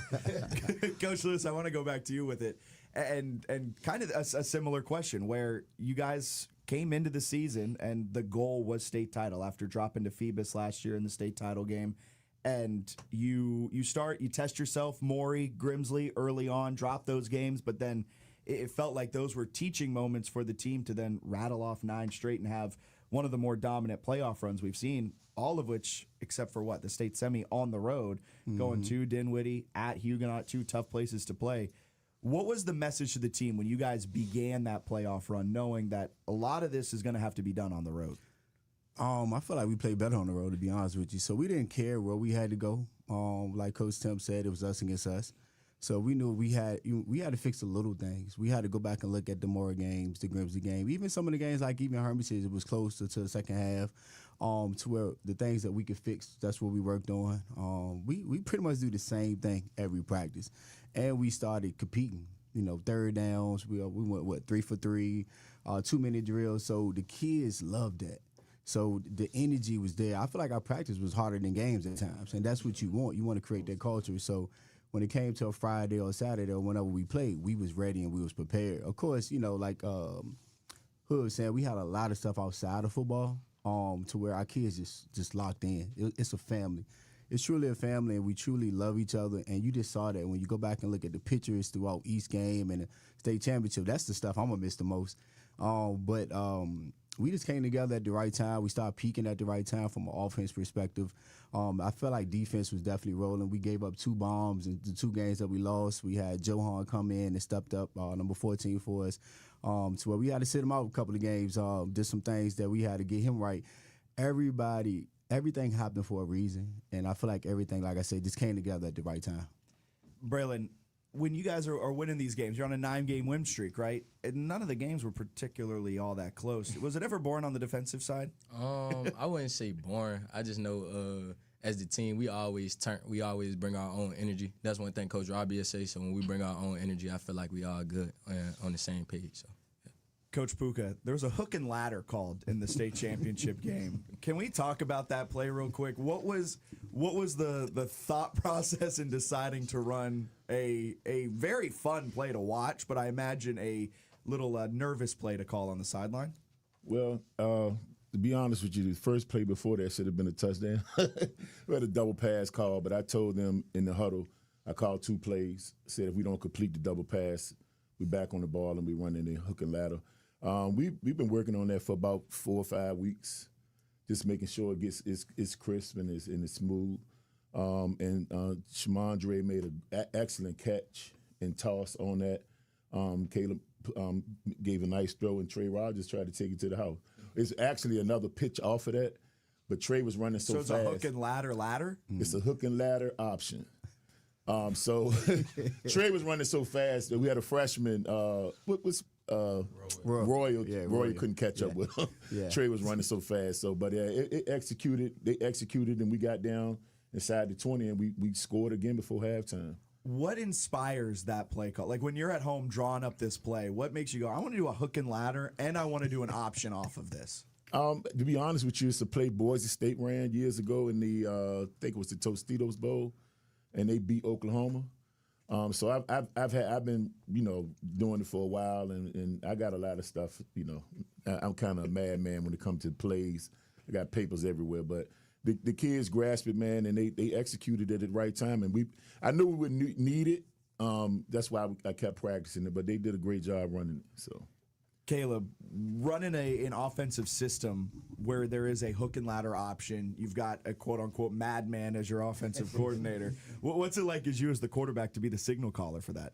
I feel good. The only thing is on that play, you just got to make sure there's no safety coming down and make sure he open and throw it at the right time so he can flick it to Trey. When he didn't get the option off, where you're like, man, I wanted to see that next step of it. I did. If he would have did that, we would have scored. But it's all good. We still scored before the half. And Coach Fitz, are you the defensive coordinator? No, Coach Marcus is the defensive coordinator. Yeah, I'm Coach Safeties. I'm Special Teams coordinator. Okay, so with special teams and the safeties, when you got an offense and a defense that is so dominant the way it is, how do you go about coordinating the special teams and making sure that you guys, because we were watching this as a Seahawks fan, right? I was watching the Seahawks game last night. You could argue the special teams won them that game with their punt return touchdown. Special teams can also lose a game for somebody. With you've got 2 of the most dominant units in the offense and the defense. How do you make sure the special teams kind of is on that same plane? Well, we say every day, we win special teams, we win the game. Like, it's very cut and simple for us. We get our reps in, the kids are locked in. We're very sound in what we do, so it's simple, but I'm aggressive with special teams. Sometimes Coach Marcus tell me like, hold on, don't do that, So, but I enjoy trying to make the game fun for the kids, putting the guys in position to make plays, and then special teams can change the dynamic of a game that fast. So our kids understand that. So I lean all the way into it and try to keep us sound in what we do, but also try to bring an element of excitement to the game that's going to get us momentum and just put us in a position to win games, be dominant, and have fun. I, for one, want to see more aggressiveness on special teams. So you cannot listen to Coach Lewis and just try do pump block, do all the maybe a hook and ladder on a return play could be a lot of fun. I'm just throwing ideas out there. But with that, Coach Lewis, was there a point in the state championship game where he was trying to be a little aggressive that you had to call off the dogs? It definitely was. Right before you started third, he's like, onside. I'm like, no. I was like, let the defense go. Let's play field position because we was doing an amazing job. We may would have got it. But our special teams, man, is like an offense. I ain't going to lie. Sometimes we be looking at the clock, but I'm like, you know what, y'all? They always show up when we need them. So, like you said, we take pride in special teams. When I was in high school, we lost on special teams. So the kids know I hop on that. The coaching staff knows. So we really, take pride in our special teams. Coach Fitz, there's the Highland Springs play with the special teams, right, where it was the pass out of the punt formation that got called back. Did you have a couple of those this year where you were going pretty high aggression with what punt passes? Yeah, well, like Coach Marcus said, we got about probably 10 to 12 fakes off our punt. What? About 10 to 12 fakes. Like off, different fakes? Yes, different ones, yeah. And our guys know it. That's not fair. That's not fair. Braylon, he's the captain of our team and our special team. So, like, oftentimes I don't even call it from the sideline. We talk about during the week, if we get this look, this is what we like. If we get another look, we like this. And once he see the look, he got the green light to call it when he see it. So the kids execute. The kids understand. They're not just calling fakes just to call fakes. They know when to do it at the right time, and our success rate is pretty high. See, now I know why I'm on this side of the mic doing it, because if I had that responsibility, Braylon, I would just be, let's just run fakes. Like, what's the worst that can happen? We got such a good defense, we can put them backs against the wall. I'd just be running fakes all the time. One crazy one game, it was 4th and 32. Yeah, 4th and 32. And we went for a fake, and we got 42 yards on the fake punt. 4th and 32. That was kind of cool though. Yeah, I bet it was. A 3rd and 32, and you convert it or 4th and 32, and you convert the dang thing. I mean, yeah, that's really impressive. I want to go around and kind of ask you guys from the player perspective what you guys have coming next, what your expectations are. I know Caleb Jr. Sire, are you a junior as well? Yes, so going into next year, how do you take this and use it as momentum for 2026? I feel like that year the 2024 year that we lost, that was my sophomore year. I feel like I needed that because now I feel like I know how I feel to lose and I know how I feel to win. So I'm going to do everything to bring me and my brothers, this new group of brothers that I got, I'm going to bring us together so we could definitely be on the winning side again this year. Caleb, for you, using this season, year one with Coach Puka, how do you use that as a springboard going into your senior year? Just keep growing, getting in the weight room, changing my body, during the summer. Track, like he said. Then the off season, work with Coach Puka, give him my receivers, and yeah. Does he got to run track to get fat? Why track? All our skills can be running track. Always fun. Always fun. Braylon, going into Furman, what are your expectations for yourself year one? Expectations, just be patient, not rush anything. I know we got a big game like early in the season. We play Tennessee, like Vos, so that's going to be a big step up from high school to what do you mean? I feel like Loudoun County and Tennessee, very similar. I guess, but I just got to be prepared, go in with a straight mind. Just don't try to rush anything. Just know it's kind of like restarting that day one. Like when I first came to Varina, just do all of the little things, make sure I can learn from the older guys that's messing up, and then when I get my opportunity just shine. And Bull, for you, year one of UVA next year, what are the expectations for yourself, and what are you looking forward to? Going in there in shape. I can't go out there without being in shape because then I'll just be going lower on the depth chart. First game of the season is in Brazil against North Carolina. Y'all got some games next season. So learning the playbook, that's gonna be real special because I'm trying to get on the field early. And then in Brazil, hey, you could step a foot on the field for the first time in another country. Yeah, that'd be pretty crazy. Yes, sir.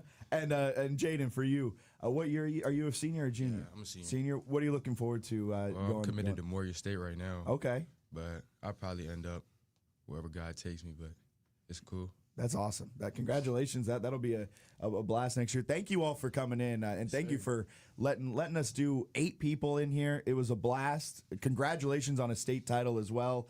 That is a massive achievement, and we're looking forward to it here at ESPN Richmond to see what you guys are able to do next year. No pressure, no back-to-back. We won't start that talk just yet. That'll be in August, Coach, when we do our previews again. We'll start floating that back-to-back thing, but we'll let you guys celebrate this one. Nah, that back-to-back sound good already. But we miss it, so we'll be ready. All right, y'all, appreciate it so much. We're going to get a break in here, step aside, be back with more Fitz the Bill on this Friday morning. At American Red Cross, we depend on your end-of-year donations to provide relief during emergencies and care for families in need. Visit redcross.org to make a donation that will change a life. The NBA is happening Christmas Day. 5 games, 1 unforgettable lineup. That's what Christmas is all about. Buckets for breakfast, breakaways for dessert. It's the holiday tradition. Christmas all day. With star power from across the globe. The stars, they are going to be out. The best gift, you don't even have to unwrap it. We want to say Merry Christmas and Happy New Year! NBA Christmas Day begins at noon Eastern on ABC and ESPN. Getting more as a MyLowe's Pro Rewards member is easier than ever with the Lowe's app. Download it today and earn 500 points the first time you log in. Plus, your digital wallet helps you scan, save, earn, and access what you need to manage it all in one place. Download the Lowe's app and take advantage of your Pro benefits today. Lowe's, we help, you save. Valid 12/1/25 through 1/7/26. Offer valid for first login per organization only. Loyalty program subject to terms and conditions. Additional restrictions apply. Visit Lowe's.com/terms for more details. Subject to change. Illuminate Light Show, Virginia's largest, longest running, and most affordable drive-through light and music show, is back and bigger than ever. We're talking 3 million lights spanning a 2.5-mile route, all perfectly synchronized to some of your favorite Christmas tunes. Cap off the evening inside Santa's Village for food, fun, and shopping, and of course, pictures with Santa himself. Illuminate Light Show, 5:30 p.m. nightly at the Meadow Event Park in Doswell. More info at illuminatelightshow.com. Family owned and operated for over 12 years. This is advertising material. 3 a.m. You're in the hospital, injured, and you need help now. Alexander Shannara Trial Attorneys answers 24/7. Accidents don't wait for business hours. Car accidents, truck wrecks, workplace injuries, medical malpractice. Serious injuries require immediate action. Over 250,000 clients represented. Over $2 billion recovered. Call now. 877-222-6666 or alexwins.law. Alexander Shannara Trial Attorneys. We fight while you heal. Past results do not guarantee future outcomes. Every case is different. Phil George's licensed attorney in Virginia. Responsible for legal work. Office is located at 500 East Main Street, Suite 1600-113, Norfolk, Virginia 23510. Are you suffering from a sports injury, chronic pain, or something that just plain hurts? Ortho Virginia can help get you on the road to recovery. As the state's largest provider of orthopedic care, Ortho Virginia's team of specialists offers surgical and non-surgical treatment options. With 12 offices conveniently located in the Richmond area, visit orthovirginia.com or call 804-915-1910 to discover why at Ortho Virginia, stronger starts here. Bonaire Shell is family-owned and operated and has been serving the Richmond community for over 20 years. At Bonaire Shell, you'll find old-school service with modern-day technology, and our certified technicians will get you back on the road in no time. Stop by for a quick fill-up, shop for new tires, ask us about a check engine light, or let us help with any of your auto service needs. Find us at 8762 Huguenot Road near the historic Bonaire section of Southside and online at bonaireshell.com. We all hear the radio ads about the IRS. They tell you to be afraid, to be scared, and they try to frighten you into calling. I'm not here to do that. Tax Relief Advocates is different. TRA is here to tell you that if you owe money to the IRS, whether it's $5,000, $50,000, or $500,000, we have a solution. It doesn't matter if you're sitting in your car, at work, or with your kids. No matter where you are, call now. 800-575-1783. Don't lose hope. TRA can eliminate or reduce what you owe to the IRS. Generous programs are now available that can give you a fresh start. Our passion is taxes and helping individuals fix their IRS problems. We have over 1,000 5-star reviews on Google and an A+ with the Better Business Bureau. You don't need to be afraid of the IRS any longer. End your tax nightmare today by visiting us online at TRA.com or call 800-575-1783. That's 800-575-1783. Tax Relief Advocates. Real solutions for real people. Must qualify for enrollment. Results may vary. Stats optional. Opinions guaranteed. Matt Josephs brings you Border to Border, 3 to 4 on 106.1 ESPN Richmond, where Richmond talks sports.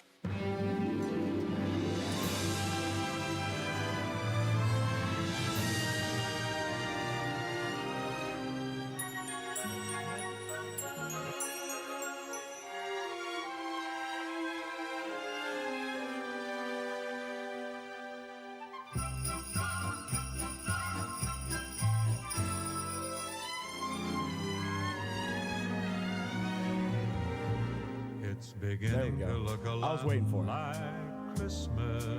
This is my favorite Christmas carol. It's a good one. It's a good one. Fantastic Christmas carol. Hey, real quick. Yeah. You had some breaking news when you were talking to Varina. Oh, yeah? Yeah. Apparently, Texas has done something, or not done something, but I think there's been some shifts in how much they're going to pay Arch Manning. Really? Yeah. Like I don't think it's as serious as like, you know, the tweet and stuff is trying to make it out to be. But it's funny. It's funny that came up. Oh, wow. So they're going to dock his pay for poor performance. He don't need it. Oh, no, he doesn't. You know who his last name is? Shoot, if I was Arch, I'd transfer out of Texas. He might get run out of Texas. He might get run out. Well, he had a fine finish to the year. Once everyone stopped talking about him, he had a fine finish to the year. Yeah, I like to see what he does year two. There's room for improvement for sure. All right, let's go out to the phone lines. It's Reggie on line one. Good morning, Reggie. How we doing? To the guy that's a food connoisseur, it brought tears in my eyes hearing about the great foods at the high school games. There was some good food, man. It was some good food. Now, who dropped the fish on the ground? Yeah, who dropped the fish? Yeah, I don't know. Some kid, some guy. Look, Reggie, I gotta defend myself here. Alan's throwing me under the bus. It was a honest mistake. The white bread was overloaded to one side. I was changing hands as I was getting my drink, and the weight just wasn't distributed correctly. And next thing I know, my fish was on the ground. Two things I can't. You gotta coordinate. You gotta coordinate. Reggie, come on, man. Two things I can't get away with where I'm from: not going to church and dropping fish. Hey, I'm telling you, Grandma hooked me up with some more. She so did. I appreciate Grandma. Bless her heart. She was the nicest and sweetest person. Because, like I said, her looks weren't, but yeah, her actions were. Yeah, yes, the nonverbals let you know you was in trouble. Unbelievable. But first of all, again, I have to give my condolences to the NASCAR family. I mean, I never cease to amaze me that during the holiday season, either it's a joyous case or a tragedy. And my prayers go out to the family. I mean, when I heard the news yesterday, that was shocking. So definitely prayers go out to the driver and his family. Yeah. I mean, that was kind of a rough event. So my condolences goes out. But I'm going to say, guys, I want to commend you guys for the great work you've done on high school sports. Nothing against the previous shows and the previous hosts, but y'all taking it to a whole nother level, and you need to be commended. Because I don't remember too many times high school teams been in the studio, talked about, you know, what they're doing. And don't take for granted that it wasn't very impressive on these young men. Because it's going to springboard them as they go into their careers on another level as far as being interviewed. Because a lot of young men don't get an opportunity to get interviewed, and you guys did a great job, so I commend you for what you did. Appreciate it, Reggie. Thank you so much. And yeah, we try to bring them in studio as much as we can. And look, when they're as dominant as Varina was this season, we're happy to highlight them, and we'll continue it. Trying to do it in basketball season. Probably won't do it as look, basketball is just so much more, and it's so much more on that is the one great thing about high school football. It's every Friday. You know when it's happening. You know what time. 7 p.m. kick every Friday. But we're going to try and highlight basketball throughout the season as well, and continue our kind of Talk of the Town weekly segment highlighting kids, coaches, people around the area that are doing great things in sports. So appreciate the kind words, Reggie. Have a happy holiday. Have a Merry Christmas. We'll talk to you again in the new year when we are back. Thank you so much for calling in. We appreciate you. Thank you, sir. There goes Reggie. We're going to get a quick break in here. We're going to step aside. Be back. Duke from Graybos is here. He's going to be chatting all things college football playoff and NFL right here on 106.1 ESPN Richmond. Illuminate Light Show, Virginia's largest, longest-running, and most affordable drive-through light and music show, is back and bigger than ever. We're talking 3 million lights spanning a 2.5-mile route, all perfectly synchronized to some of your favorite Christmas tunes. Cap off the evening inside Santa's Village for food, fun, and shopping, and of course, pictures with Santa himself. Illuminate Light Show, 5:30 p.m. nightly at the Meadow Event Park in Doswell. More info at illuminatelightshow.com. Family owned and operated for over 12 years. This is Greg Trusinski from the Original Mattress Factory. I want to share the story of a couple I worked with recently. After receiving a quote from a competitor for a mattress, They visited OMF and found a mattress that was a great fit for them. They were so pleased with our quality and value that they ended up purchasing 2 mattresses, a box spring, headboard, and frame. Their total at OMF was roughly $400 less than what they would have spent on just the one mattress at the competitor. If you're ready to get better sleep for less, visit us at originalmattress.com. Illuminate Light Show, Virginia's largest, longest-running, and most affordable drive-through light and music show, is back and bigger than ever. We're talking 3 million lights spanning a 2.5-mile route, all perfectly synchronized to some of your favorite Christmas tunes. Cap off the evening inside Santa's Village for food, fun, and shopping, and of course, pictures with Santa himself. Illuminate Light Show, 5:30 p.m. nightly at the Meadow Event Park in Doswell. More info at illuminatelightshow.com. Family owned and operated for over 12 years.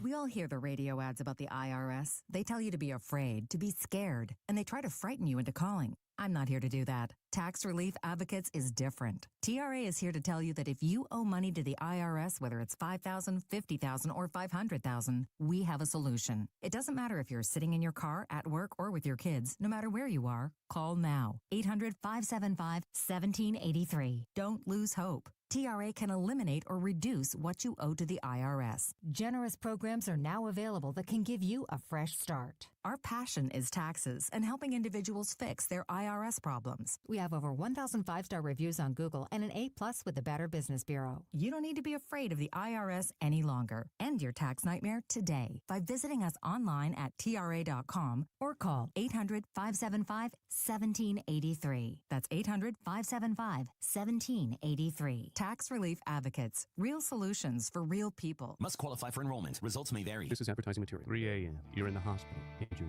and you need help now. Alexander Shannara Trial Attorneys answers 24/7. Accidents don't wait for business hours. Car accidents, truck wrecks, workplace injuries, medical malpractice. Serious injuries require immediate action. Over 250,000 clients represented. Over $2 billion recovered. Call now. 877-222-6666 or alexwins.law. Alexander Shannara Trial Attorneys. We fight while you heal. Past results do not guarantee future outcomes. Every case is different. Phil George's licensed attorney in Virginia, responsible for legal work. Office is located at 500 East Main Street, Suite 1600-113, Norfolk, Virginia 23510. Are you suffering from a sports injury, chronic pain, or something that just plain hurts? Ortho Virginia can help get you on the road to recovery. As the state's largest provider of orthopedic care, Ortho Virginia's team of specialists offers surgical and non-surgical treatment options. With 12 offices conveniently located in the Richmond area, visit orthovirginia.com or call 804-915-1910 to discover why at Ortho Virginia, stronger starts here.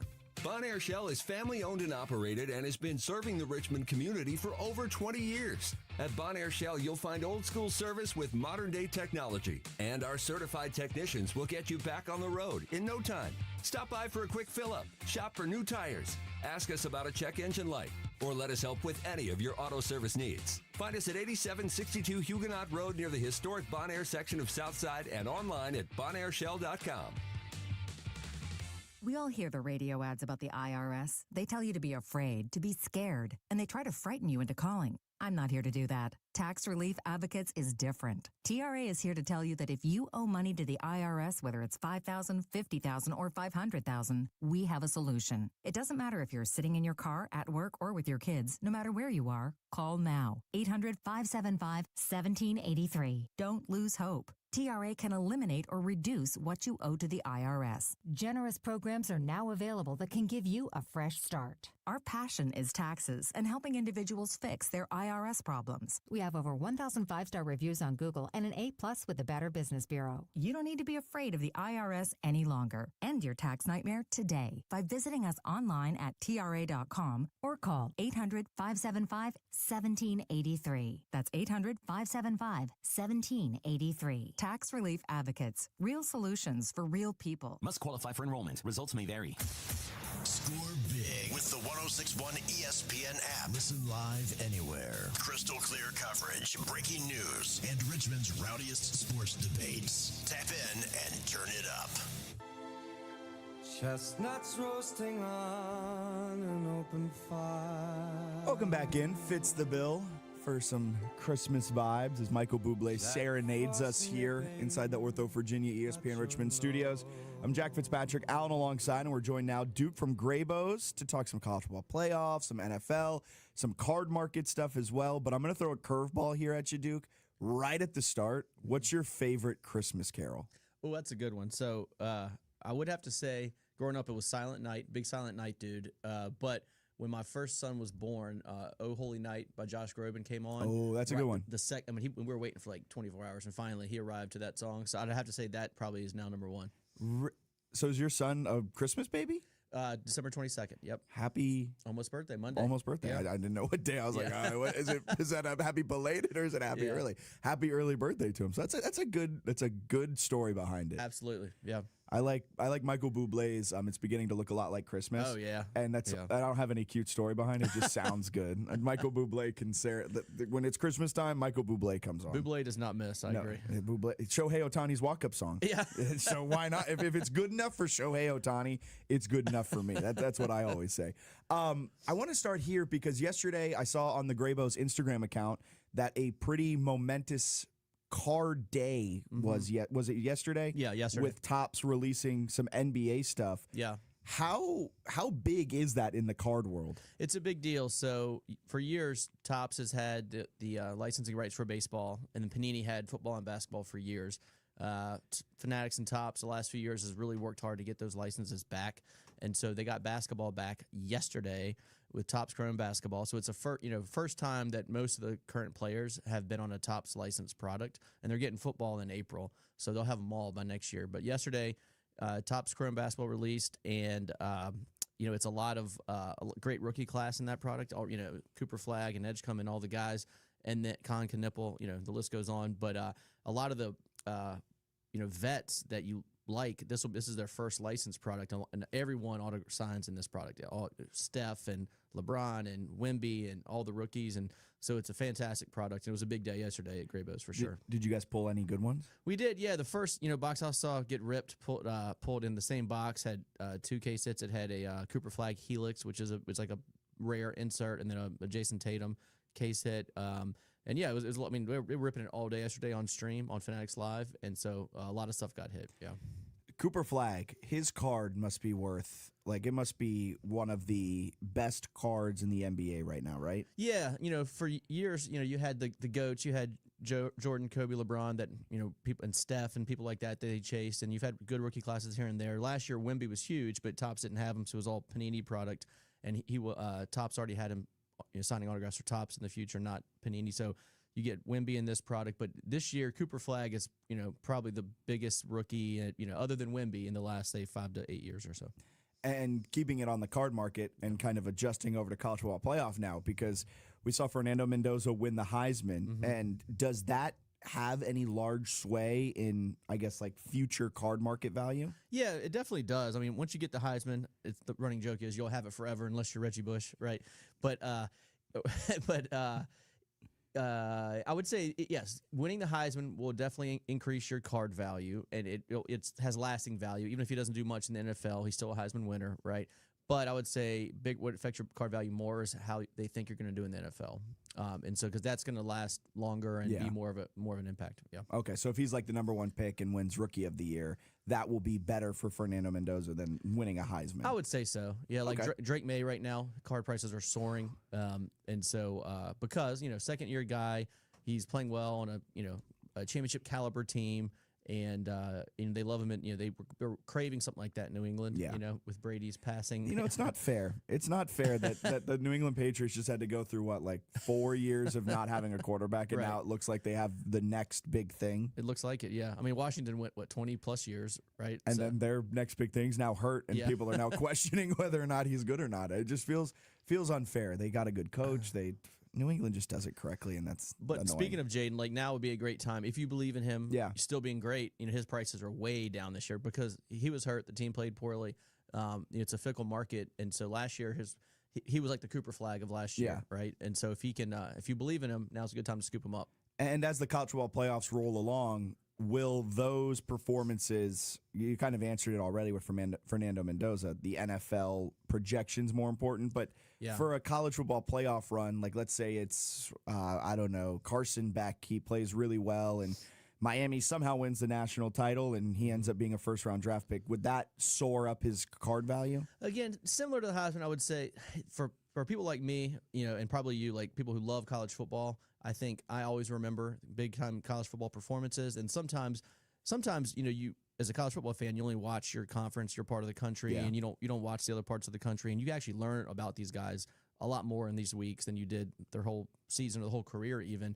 And so I think once you get thrust into that that spotlight, and you become known by everybody, not just the people in your division, your part of the country, then I think it certainly can help. But it helps more if you play well in the playoffs and then you're a good NFL player. Yeah, you can use that success to make the jump over to the NFL. Right. I want to look at college football playoff games, starting with tonight's game. Yeah. Because we've got a pretty fun one tonight. Big time. Alabama, Oklahoma. Did you know, I got a fun fact for you. I heard this one on SportsCenter yesterday.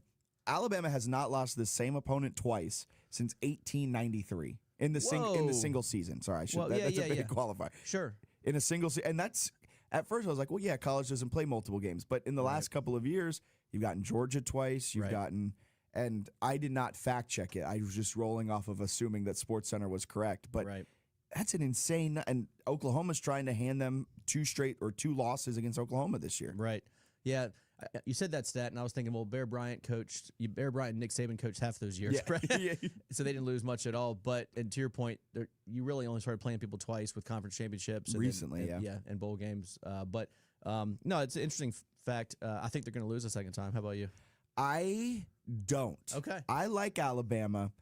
And I know, and it's something I do a lot I do it with JMU right now as I talk with people about JMU and Oregon, because I throw out the conference championship game as a data point because it's a conference championship game.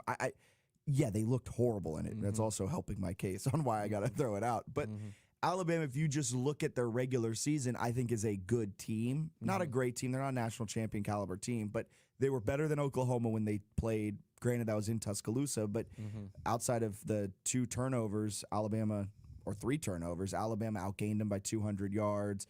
They only lost by, 2? It was a very closely contested game. And I don't love Oklahoma's offense, especially after the Mateer injury that happened early on in the season. Right. They've been completely different than they were in the first month of the season. Yeah, I hear that. So I actually took some notes on this game particularly because I'm very interested in it. So the reason I like Oklahoma in this one, you're going in Oklahoma at home at night. Alabama's going to have a hard time running the ball. Oklahoma's running defense is great. Alabama's running offense is not great. So that's going to put the pressure on Simpson, who's playing, but I think he's a little dinged up. I'm not sure. So you're relying on him to win the game for you on offense. And then kind of a fun fact, Alabama versus Oklahoma in special teams. Oklahoma has a massive advantage. Really? There. Yeah, in all those stats, which is interesting. So that could the hidden phase of the game could favor. Yeah, I think so. Oklahoma's defense is so good. I just have negative faith in the offense of Oklahoma. I love nerd stats. Yeah. And they've got quality drive rate, which essentially is just defined as a drive that gets a first down inside the opponent's 40. Okay. Which is, you can score points at that point. It's easier. So it throws out some 3 and outs. Oklahoma ranks 92nd in the country in quality drive rate, creating a quality drive just 38% of the time. Yeah. So that scares me. Right. But their defense is so good that Alabama may struggle to move the ball.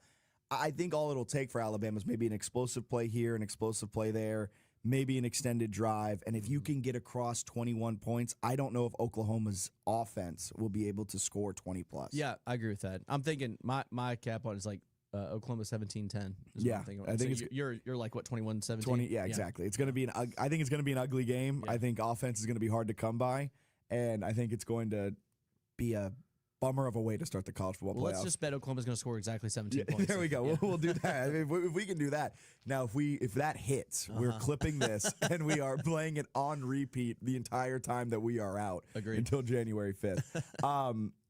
Yeah, I don't love this game to start us off for the college football playoff because I just think it's going to be a ugly, mucky game. Definitely. But Saturday is going to be a blast because Miami, Texas A&M. I like Miami to win that game. Okay. I'll show my hand right. Okay. I love their receiver. Malachi Toney, dude's a monster. Yeah, he's fun. I like Miami a lot. Yeah, and they've played well. I've talked a lot of sour things about Miami this year, but I will say they came on at the end of the year. They played well. They did what they had to do to sneak into the playoff. I've loved A&M all year. I will say I think pretty good coaching advantage. I will take Elko over Cristobal. all day. I mean, that's a very, very, very good point. I do have a deep, not a deep, but I have a disdain for Cristobal after ACC Media Days. I don't know if I've told you this story. I had a tripod set up to just like You did record. tell me this yeah, story. he kicked it over. And so I can't believe I'm now siding with Cristobal, but that's what Tony does to me. Never forgive him for that. No, I never will. It'll be 10 years from now. I'll still be hosting the show, and I'll be like, I don't know about this Cristobal guy. But your Texas A&M does have the coaching advantage. Yeah. Does have probably the offensive advantage. Yeah. Both very similar defensive. They're very similar teams, the two. What's I think A&M's laying 3.5, which makes it difficult too. If it was 3 or less, I'd be all over A&M. 3.5, I'm probably staying off of it, but I would lean A&M to at least win the game. Yeah, those hooks, they have Vegas knows what they're doing. They do. You're looking at some of the point spreads throughout this. The hook in the JMU Oregon game, 21.5. I'm like, well, I think 21's just about right. It's come down a little bit. I'm seeing Oregon 20.5 now, but those are hitting it really well. Right. Yeah, and we can't legally bet on JMU or against JMU in Virginia. Yes. Unless you drive across the border. Yeah. Unless you go down to North Carolina, just go right on down. If we're talking about that one, if you're giving me 21.5 especially, I will take JMU to muck it up and keep it within that. I think JMU could cover 21.5. Yeah. At 20.5, of course, we can't bet it at being in the state. Hypothetically speaking, I would really struggle betting JMU at 20.5 because I think the number is 21. Yeah. Like that is right where I see it. I don't think Oregon, once they get up, they don't have much reason to run it up and show anything for next week. And so I can see them getting up 2 touchdowns, maybe 3, and kind of slowing it down. So I think it's a huge hook, 21.5. I also can see this game playing out in a way where JMU keeps it relatively competitive. They're within 2 scores, a score for a majority of the game. Yeah. And then late, it's 8 minutes left, it's 5 minutes left, whatever it is, and they've got to start getting a little bit more aggressive, and they throw a pick, and it turns into points, or it's a pick 6 or something that then pushes it to 21. Right. That's kind of how I see it playing out. Maybe that's me being a JMU fan who I'm like, they can keep it competitive for 55 minutes. Yeah. But that's why that 21 is just so... But 20.5, I'm like, I don't know if that's such a key number. It is, yeah. I would, if you can get 21.5, great. And if not, I would alternate spread. I'm with you. Get it up. I would, an extra point to over the number. And another G5 game. We've got Tulane Ole Miss. Yeah. Do you like that game at all? That's the one that people are kind of like, well, maybe Tulane can do it because this is the second time they've played them. Yeah. The distractions around Ole Miss. Yeah. And it feels like people are conveniently forgetting the distraction around Tulane as well with John Summerall going to Florida. Mm-hmm. I think Ole Miss is poised to dominate this game. Same. So preseason on our Graybos Giblets podcast, Gray and I, one of the things we do is try to predict national champion. We also try to pick the G5 team that got in. We didn't know that there'd be 2. But actually took Tulane preseason. Okay. But it was actually pretty underwhelmed most of the year on Tulane. Yeah. I mean, they rarely covered. They kind of underwhelmed, in my opinion. And I'm with you. I think Ole Miss is going to come out focused. The fact that they have the continuity, at least, of the D coordinator still being there. And I think they're going to be angry.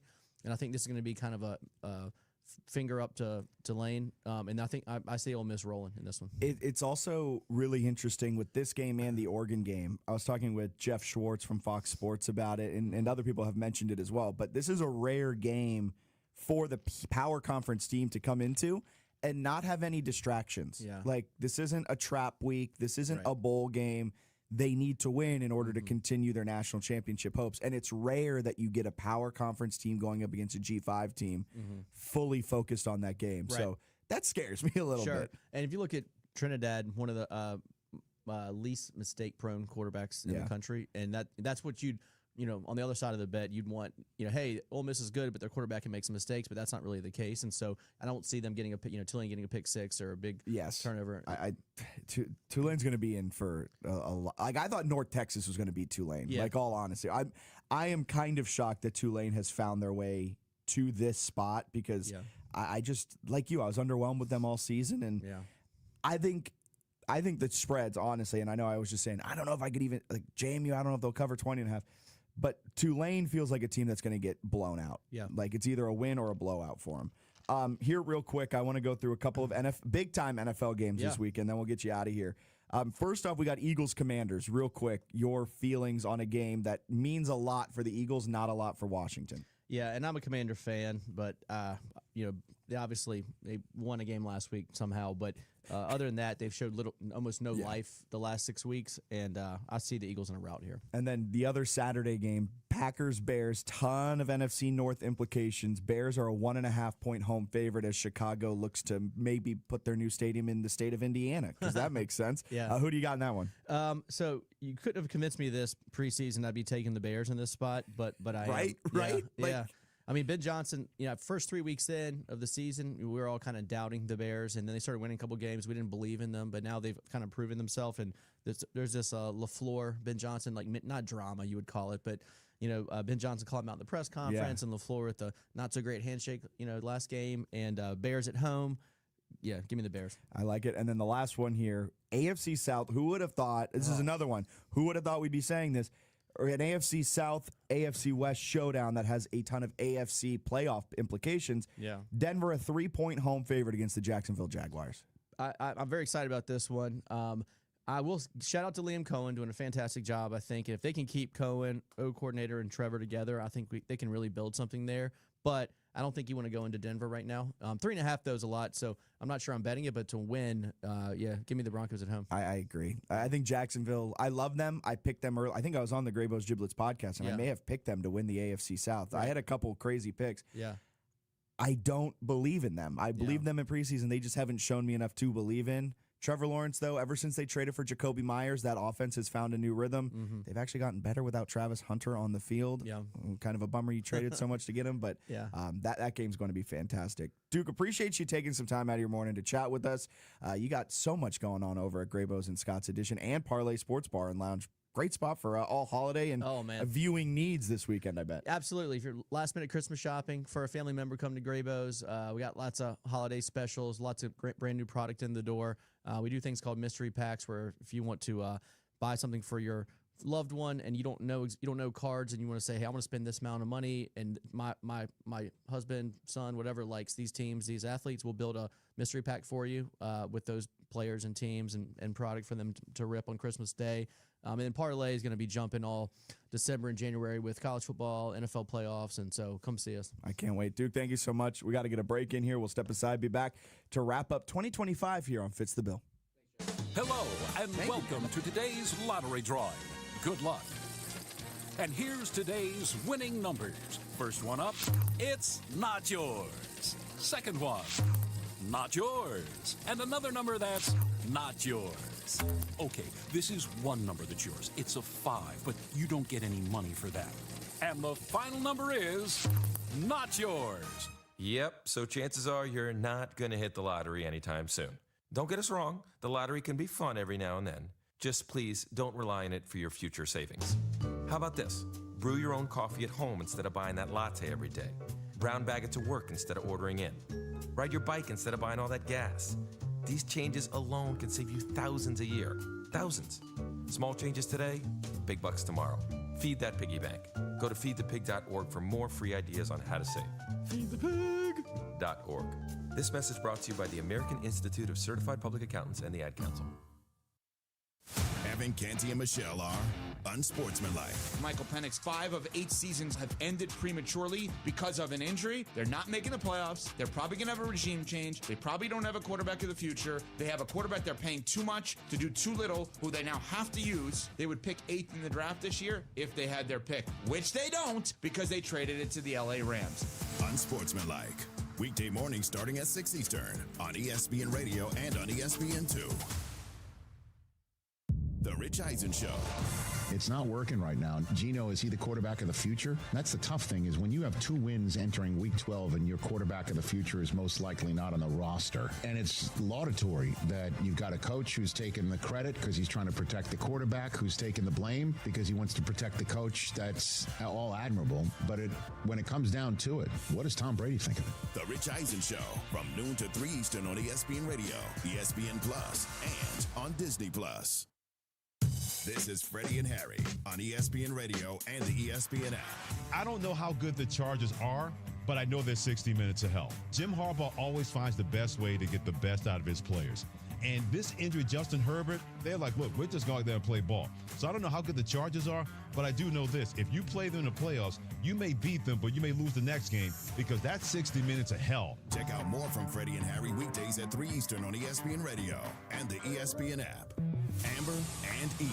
I have had this discussion with many a parent, anybody who tells me that on a day in, day out basis, you don't have a favorite child, you're full of crap. Tell me right now, who's your favorite kid today? My favorite kid today? I don't know if I have one today. That's a blatant lie. I'm looking right at you. Amber and Ian. Weeknights at 7 Eastern on ESPN Radio. Santa? What is wrong with you? Oh no, he's got a fever. That's it. Cancel Christmas. Santa, you gotta deliver the presents. Oh, what am I gonna do? Ooh, I have an idea. In sync. What you talking about, Gary?